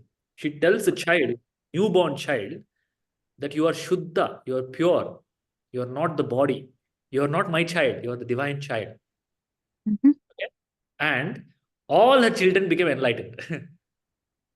And the last child, no, became a Chakravarti, a great king. So I was earlier giving the example of Vivekananda. So you know what Swami Vivekananda, right? Yes. Swami Vivekananda's guru is Sri Ramakrishna Paramahamsa, but Yeah. Swami Vivekananda's real guru is his mother. His mother, when he was a young child, she used to teach him about rishis, gnanis, enlightenment. And then he met the Swami Ramakrishna Paramahamsa, and he was able to get the gnana. Now, most of the mothers, the main responsibility of the mother is to bring the wisdom to the child that the child is of infinite potential and divinity. Okay, and please understand, what you tell to the child will remain with the child lifelong. So if you tell the child you're human, it'll behave human throughout the life until the child meets a master. That's why Guru is called the real mother. Guru is also mother who gives birth again to you. Okay, so you will play the role of a mother much better with less influence from thought. Agree or disagree? Agree. Now, if there's a teaching that will help you become free from your program, what is the problem in taking that teaching? Correct. And please understand, Vedanta is not an imposition. This session, this class, it's open. I'll not ask you come, I'll not tell you go. There's no money, there's nothing. I'll not tell you I'm Guru, bow down to me. Nothing. There are no conditions apply. It's open. I am here available to pass on the wisdom what I received from my master. It's open to you. You're open to ask questions. You're open to contradict. You're open to cross question. Whatever answer I know, I will tell. If I don't know, I'll tell. I don't tell. I don't know. There's no compulsion. But the question you have to ask is, am I living a programmed life? If I'm living a programmed life, where has that taken me so far? Am I blissful in life? If you're blissful, if you have no problem, the class is not for you. There's no, the teaching is only, see, the guru has nothing to teach. Krishna doesn't teach Arjuna anything until in the second chapter of the Bhagavad Gita, Arjuna asks Krishna, Karpanya doshopata swabaha, Prichhamitvam dharma sammudha chetaha, Yachreyasya nishchitam bruhitanme, Shishyasteham shadimam tvam prapanna. He says explicitly, I am your student, please teach me. Only then Krishna opens his mouth. Until then, Krishna has no interest to influence Arjuna in any way. It's not brainwashing, or it's not. That's why I told there's no teaching. I'm not teaching you anything. I'm just questioning what you think is reality, based on the teachings of Vedanta. And that process of questioning has brought bliss into my life, has made me peaceful. It's my experiential reality. Okay, I'm not talking from some reference of some book. It's been about peace to my life. And because of interaction with me, many people have found that peace. That's the only value to share. Okay. So the question is to you: do you think this will be valuable to your life or not? That is up to you. I am nobody to tell you yes, it will be good, right? Maybe it will not. Maybe it will confuse you more. That's also fair, right? Yeah. Vedanta is not for everybody. Please understand. Vedanta is not for everybody. It's the final stage. Most people, 99% of the people in the world are happy with pseudo spirituality. They're happy with yoga. They're happy with doing some pranayama. They're happy with doing some bhajan. Okay. Nobody wants to realize God. Nobody wants to realize that they are God, because the responsibility will come upon you, no? As long as God is somewhere else, you're happy. I can blame him. I can ask him. I can pray to him or her. The moment I become God, I am responsible for everything. Yeah. This class is about telling that you are that. It's your responsibility. You have to awaken. You have to change the world. So if you want that, you can continue. But to your question, will I unplug from my life? I told you that unplugging is a false understanding of spirituality. It's all nonsense. Garbage understanding. Okay? The teaching will only liberate you from your false conceptions wherever you are, whatever you are. Okay, whatever role you play, you will play it beautifully, like an actor. It's like this. Who is your favorite actor, Malati? There are many. Choose one for the sake of discussion. Rajkumar. Rajkumar. So Rajkumar plays a role of, let's say, dacoit. Is he a dacoit? No. He plays the role of a dacoit. When he plays the role of a dacoit, is he a convincing dacoit? Yes. Right? Now, that's what will happen. That's what is a gnani. A gnani will play all roles, but play it very well, without getting affected, without thinking it's real. He'll play the role of a mother, father, politician, musician, guru, everything. But detached from the role, not detached from the action, please understand. An internal detachment from the role. This is separation. I am self, this is role. It's like wearing a dress. I wear the dress, I play the role, then pack up, then that role leaves me. Now, the problem is the roles don't leave you. Even in your dream, the roles keep running. Even in your sleep, the role of a mother, role of a father, role of a employee keeps running. That's disease. You understand? Do you understand the difference between playing a role and becoming the role? Yes. So now, okay. You play the role. Whatever so your question is, if I get gnana, what will happen to my life? If you get gnana, you will whatever you're doing, you will continue to do that with gnana. You will bring the flavor of gnana in that.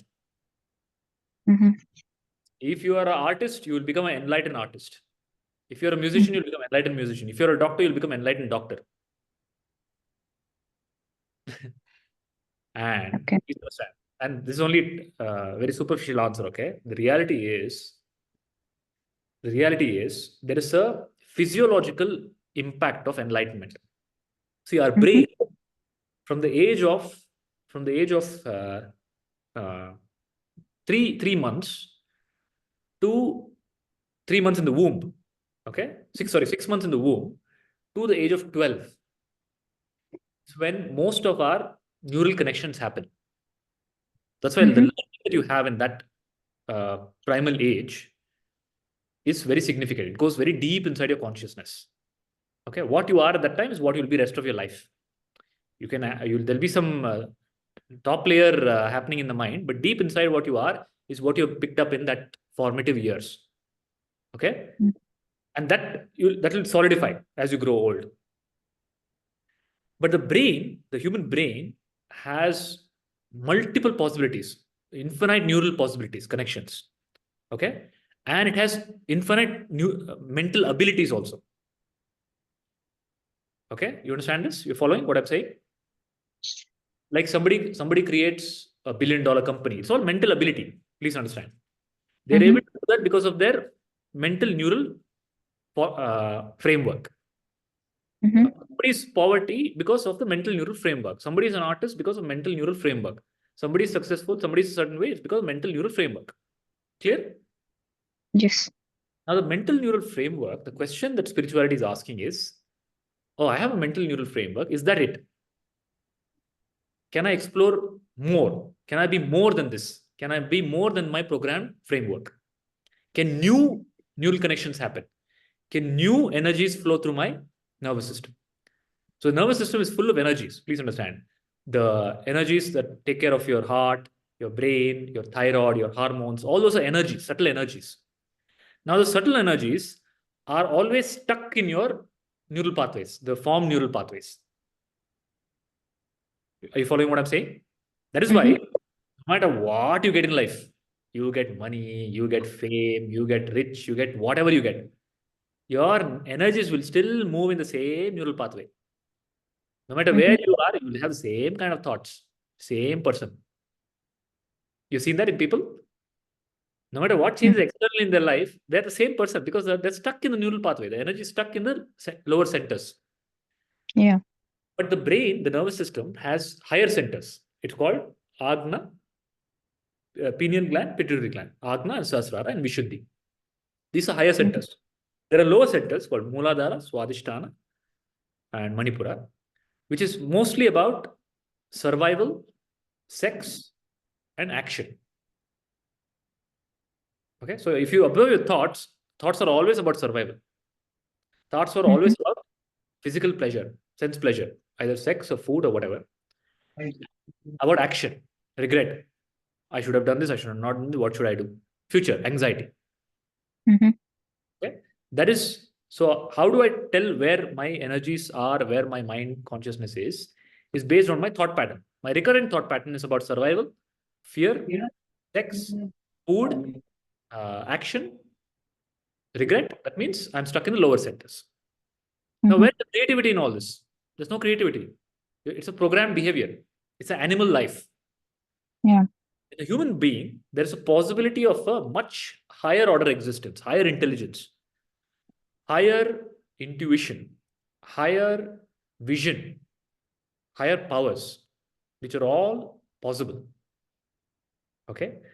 And that will open up when your energies get released from your lower centers and move to the higher center. And that moving to the higher center means new neural pathways being formed. Now, an enlightened person simply doesn't mean the person knows he's gonna realized. That means this person's brain is reconfigured biologically. Please understand, biologically. So there's Prince Siddhartha. Prince Siddhartha is programmed. You know Prince Siddhartha, Buddha. Yeah. Buddha. Before he became Buddha, he's programmed. He's Siddhartha. He's hardwired into thinking I am the son of Chakravarti. Okay, he's hardwired into thinking I am motherless. His mother died. Maya, his mother died. He's hardwired into thinking I am motherless child. But when he realizes who he is, when he gets enlightened, he becomes free. All these concepts shatter. All these body-oriented concepts shatter. He's established in consciousness. Now he becomes the light giver to the entire world, universe. Mhm. Okay. And because biologically, new pathways have formed and they become his patterns now. Mhm. Okay. They override the old patterns and he is able to bring that light and love into the world. Mhm. Not only he is Buddha, he's able to awaken half, and in Buddha's time, he awakened half the world. Mhm. Now, that is So the. yeah, so when he was enlightened, so he made a choice that he will leave everything and he will go towards the path No. of enlightenment. Right? Okay. For you, I gave the wrong example. The example for you is Krishna. Krishna, Sri Mhm. Krishna Paramatma. Forget Sri Krishna Paramatma. Sri Krishna Paramatma also, you'll tell is a very far from our time, right? Mhm. So, so you take more recent examples. Uh, there are many Gnanis who have been in the country. One, so which state are you from in India? Karnataka. Karnataka. So Karnataka, what is?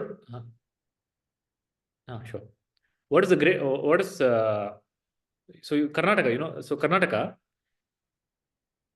is the recent the reason why 1 second, the Karnataka was able to thrive or survive because of the Vijayanagara Samraja. You know that? Yes. Mhm. Now, Vijayanagara Samraja was impossible without the influence of the Gnani called Vidyaranya. Mhm. Vidyaranya is a more recent example I'll give, who is a Gnani, who is an enlightened guru, who was a guru of Mhm. Hakka and Bukka. Mhm. You've heard the history of Vijayanagara? Hakka Bukka. Yes. Now, who's the teacher of Hakka Bukka? Was a Gnani guru called Vidyaranya. The Vidyaranya gave them money. He gave money. Please understand, all the rishis that we worship, no? We have rishis in this country. Vishwamitra, Atri, Anasuya, rishis and rishikas. All of them are grahasthas, married. Mhm. They're working for money. They are addressed to their wealth, their health, their gurukul, their society, their kingdom. Mhm. All this country was built by Gnanis. Please understand. And Gnani, you think Gnani means oh he'll withdraw and he or she will just disappear? No. The Gnani has a creative vision.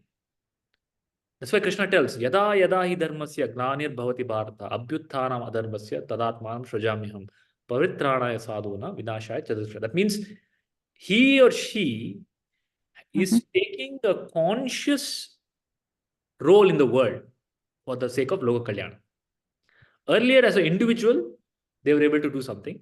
Now, because the new energies, new vision, they're able to influence maybe more people. Not necessarily. Not that every Gnani has to become a world teacher. Mhm. The Mahabharata, there's a story of a rishi called Kaushika. Kaushika Rishi is sitting in the forest. There's a bird, it shits on him. And he looks at Mhm. the bird gets burnt. Then he Yeah. goes for Isha. He goes to a house. The lady of the house takes time because she's feeding the child. She comes late to give him Bhiksha. He gets angry and he looks at her like this. The lady tells, I'm not a bird to get burned by you. Mhm. Okay. Then he gets shocked. How do you know what I did in the forest? Nobody was there. The lady tells, Maharaj, you do your sadhana in the forest, but I do all my sadhana by sitting at home. When I Mhm. feed my child, I have the attitude I'm doing service to the Lord. When I take care of my house, I have the attitude I'm taking care of, I'm doing the service to the Lord. So whatever I do is karma yoga. And that has purified me and that has made me a gnani. In fact, then Kaushika tells, he bows down to her, he tells, please take me as a disciple. Okay. So Mhm. don't, again, you're again focusing on outcome. Mhm. The outcome is based on identity. Okay. Now, your identity is a very empowered divine identity. Obviously, it will flow through your actions. Simple logic. Any doubt in that? No. Now, what has this got to do with sannyasa? What has this got to do with renunciation of the world? What has this got to do with leaving your job, leaving your child? What I don't understand that. It is all misunderstanding of spiritual teachings. Mhm. Sannyasa means samyak nyasa. Okay, the meaning of the actual word sannyasa is samyak nyasa. Samyak nyasa means to anchor, to be anchored in the truth is sannyasa.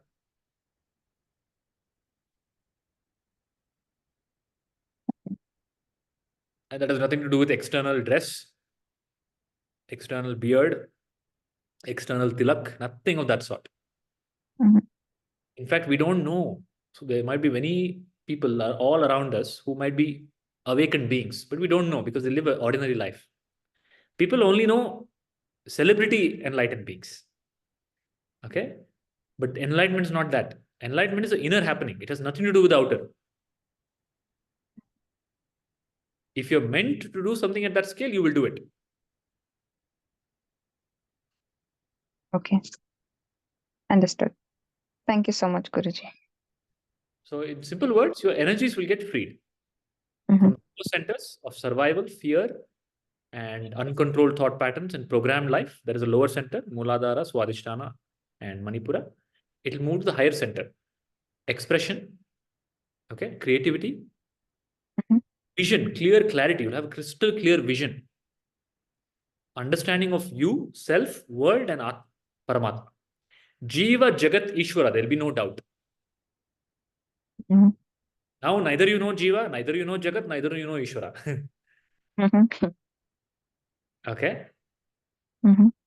So, life in confusion is a good life. No. It's a messed up life. Yes. That's why Paravidya is important. That's why in our Gurukuls, ancient Gurukuls, both teachings were given, Paravidya and Aparavidya. But Mhm.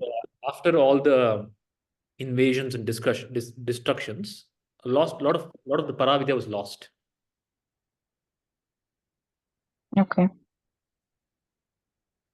Neeta, any doubts, questions? Namish, clear? Yes, Guruji. Who are you? I am consciousness. Very good. Don't go and tell this in your school or college, okay? Yes, Guruji. Please understand, this is not for you to go and propagate to the world. This is keep it inside you. You don't have to prove to anybody you're spiritual. Clear? Rashmi? So Yes, can you sure. all quickly tell me the key takeaways, 3 key takeaways from today? Start with Lokesh.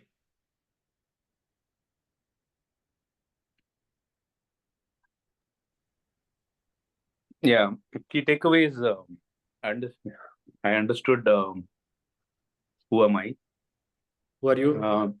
and yeah, I just now it's like I've got the definition of who am I. I've got to experience who am Who I I. am not. You still didn't understand who you are.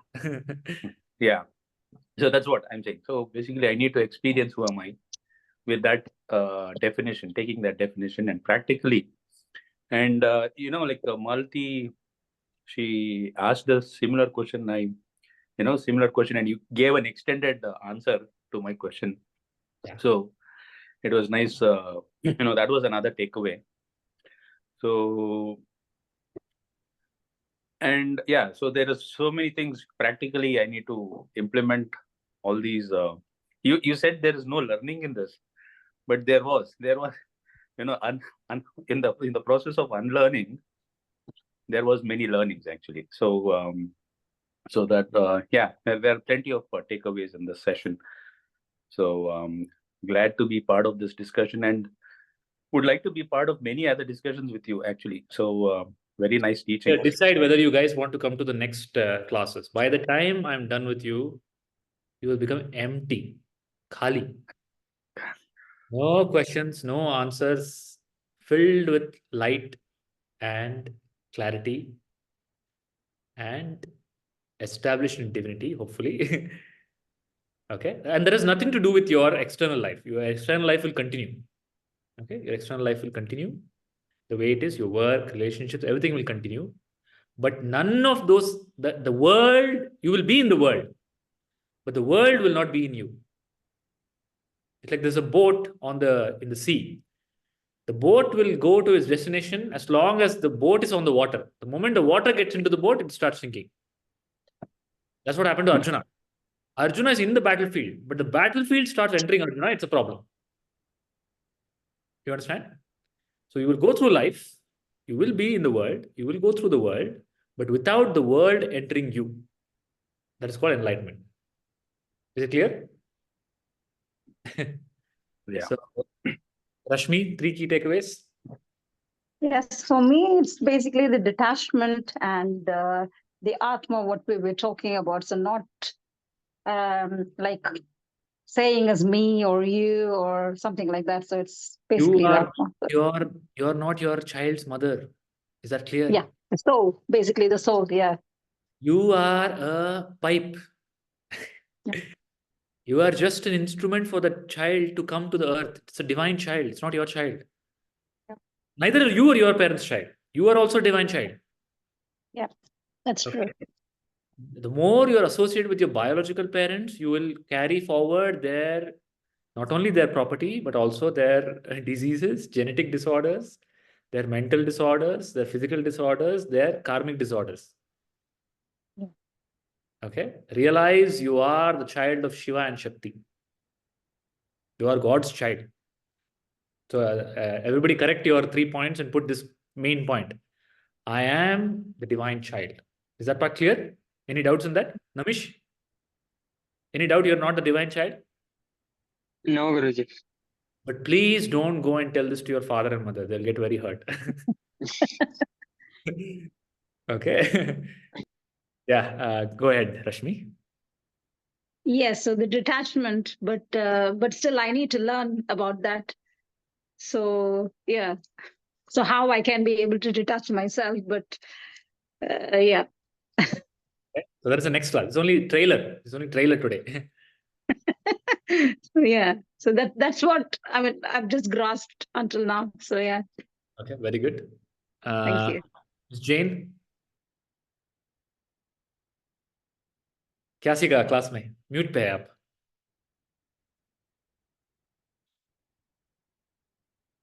No, you're not audible.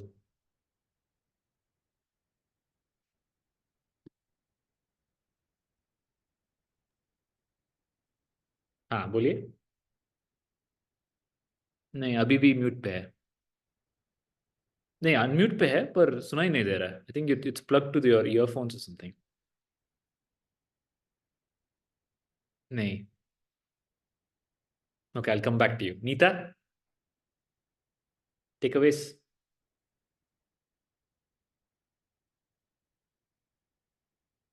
Are you there, Neeta?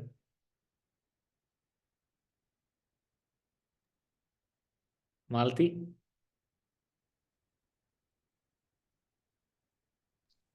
Yeah. I'm the divine child, and I'm not just my body or my name. I'm the child of Shiva and Shakti. Yeah. So we've gone through what I'm not. Okay. Mhm. I still haven't taken up the lesson what I am. Mhm. Okay. That will be the next session.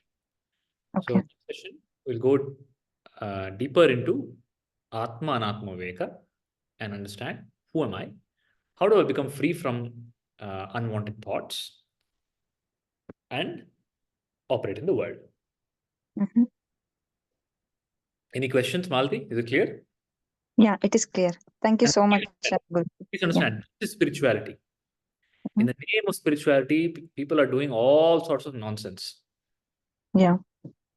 Spirituality this is called direct path. This is direct path, which is taught by, which is the most ancient method, which is the teaching of Upanishad, which is the teaching of Bhagavad Gita, which is taught by Sri Ramana Maharshi, which was revived by a master called Sri Atmananda Krishna Menon, which my guru taught me, my Sadguru, Nasim Prabhu taught me.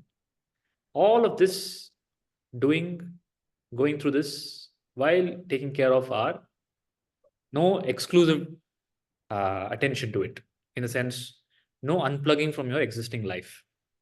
Mhm. Okay? It's just gnana, right? Understanding, that's all. Okay. Thank you. Thank you so much. Neeta, you there?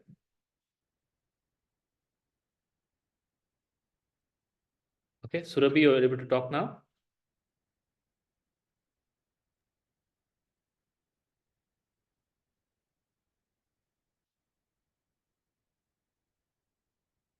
नहीं, अभी भी mute पे है आप.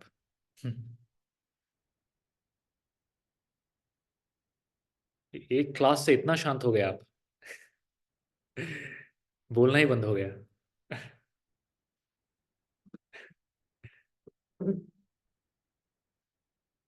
No, it's not audible.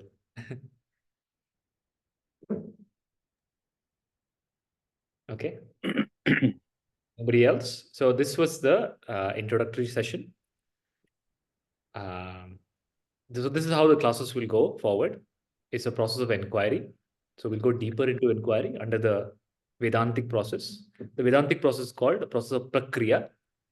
It's a step-by-step logical process. This class is not about any magic. Okay? This is a path of realization using our logical mind. That's what is Vedanta. Any doubts?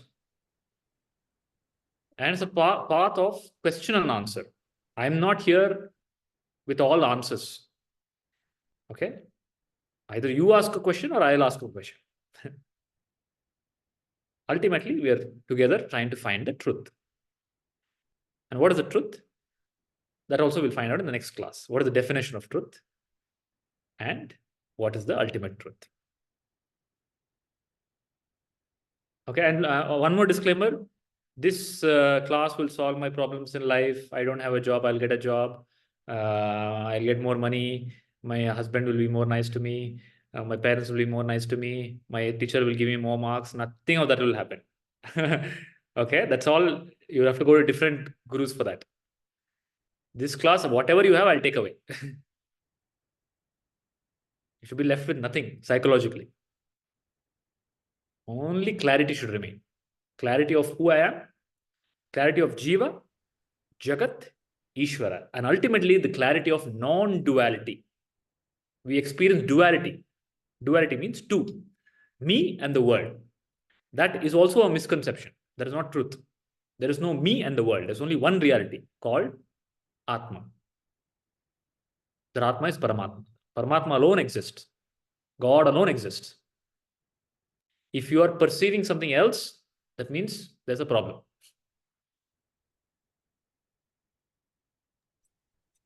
Perfect, Guruji. So I feel I'm at the right place. Okay, shall we close for the day? If there are no more questions, we'll close for the day. So this batch is called Videha Jananka batch. You'll have to be added to the group to get the Zoom link. Namish, can you just are you on the group, Namish? Yes, Guruji. I guess I was added to a group just now. Okay, so all of you can just reach out to Pallavi ji to get added to the Advaita Purna group. So I have a group called Advaita Purna. Okay, the Advaita Purna, what is Advaita Purna? I'll tell you next time. So there's no organization here. There's no transaction here. For all you know, I don't even exist. I might be a artificial intelligent bot talking to you. You have nowhere to validate whether I exist or not. Okay. So our focus is Gnana and Mukti. Okay, thank you all for coming to the first session. You can ask Pallaviji to get you added to the group to get the link for the next session. In the group, I'll post when the next session is going to be. So let us close with a prayer. Loka samasta sukhino bhavantu.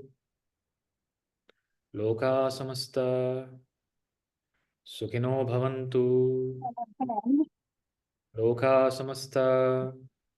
No, this has to be removed because we need to wash all these things, isn't it? Harihi Om Shri Gurubhyo Namaha.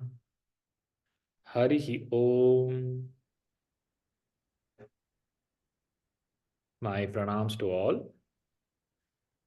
See you in the next session. So all these sessions will be recorded. The link to this session will be available on the group. Okay. Hari Om. Thank you. you. Hari Om. Hari Om, Guruji. Thank you. Hari Om. Thank you. Thank you. Hari Om.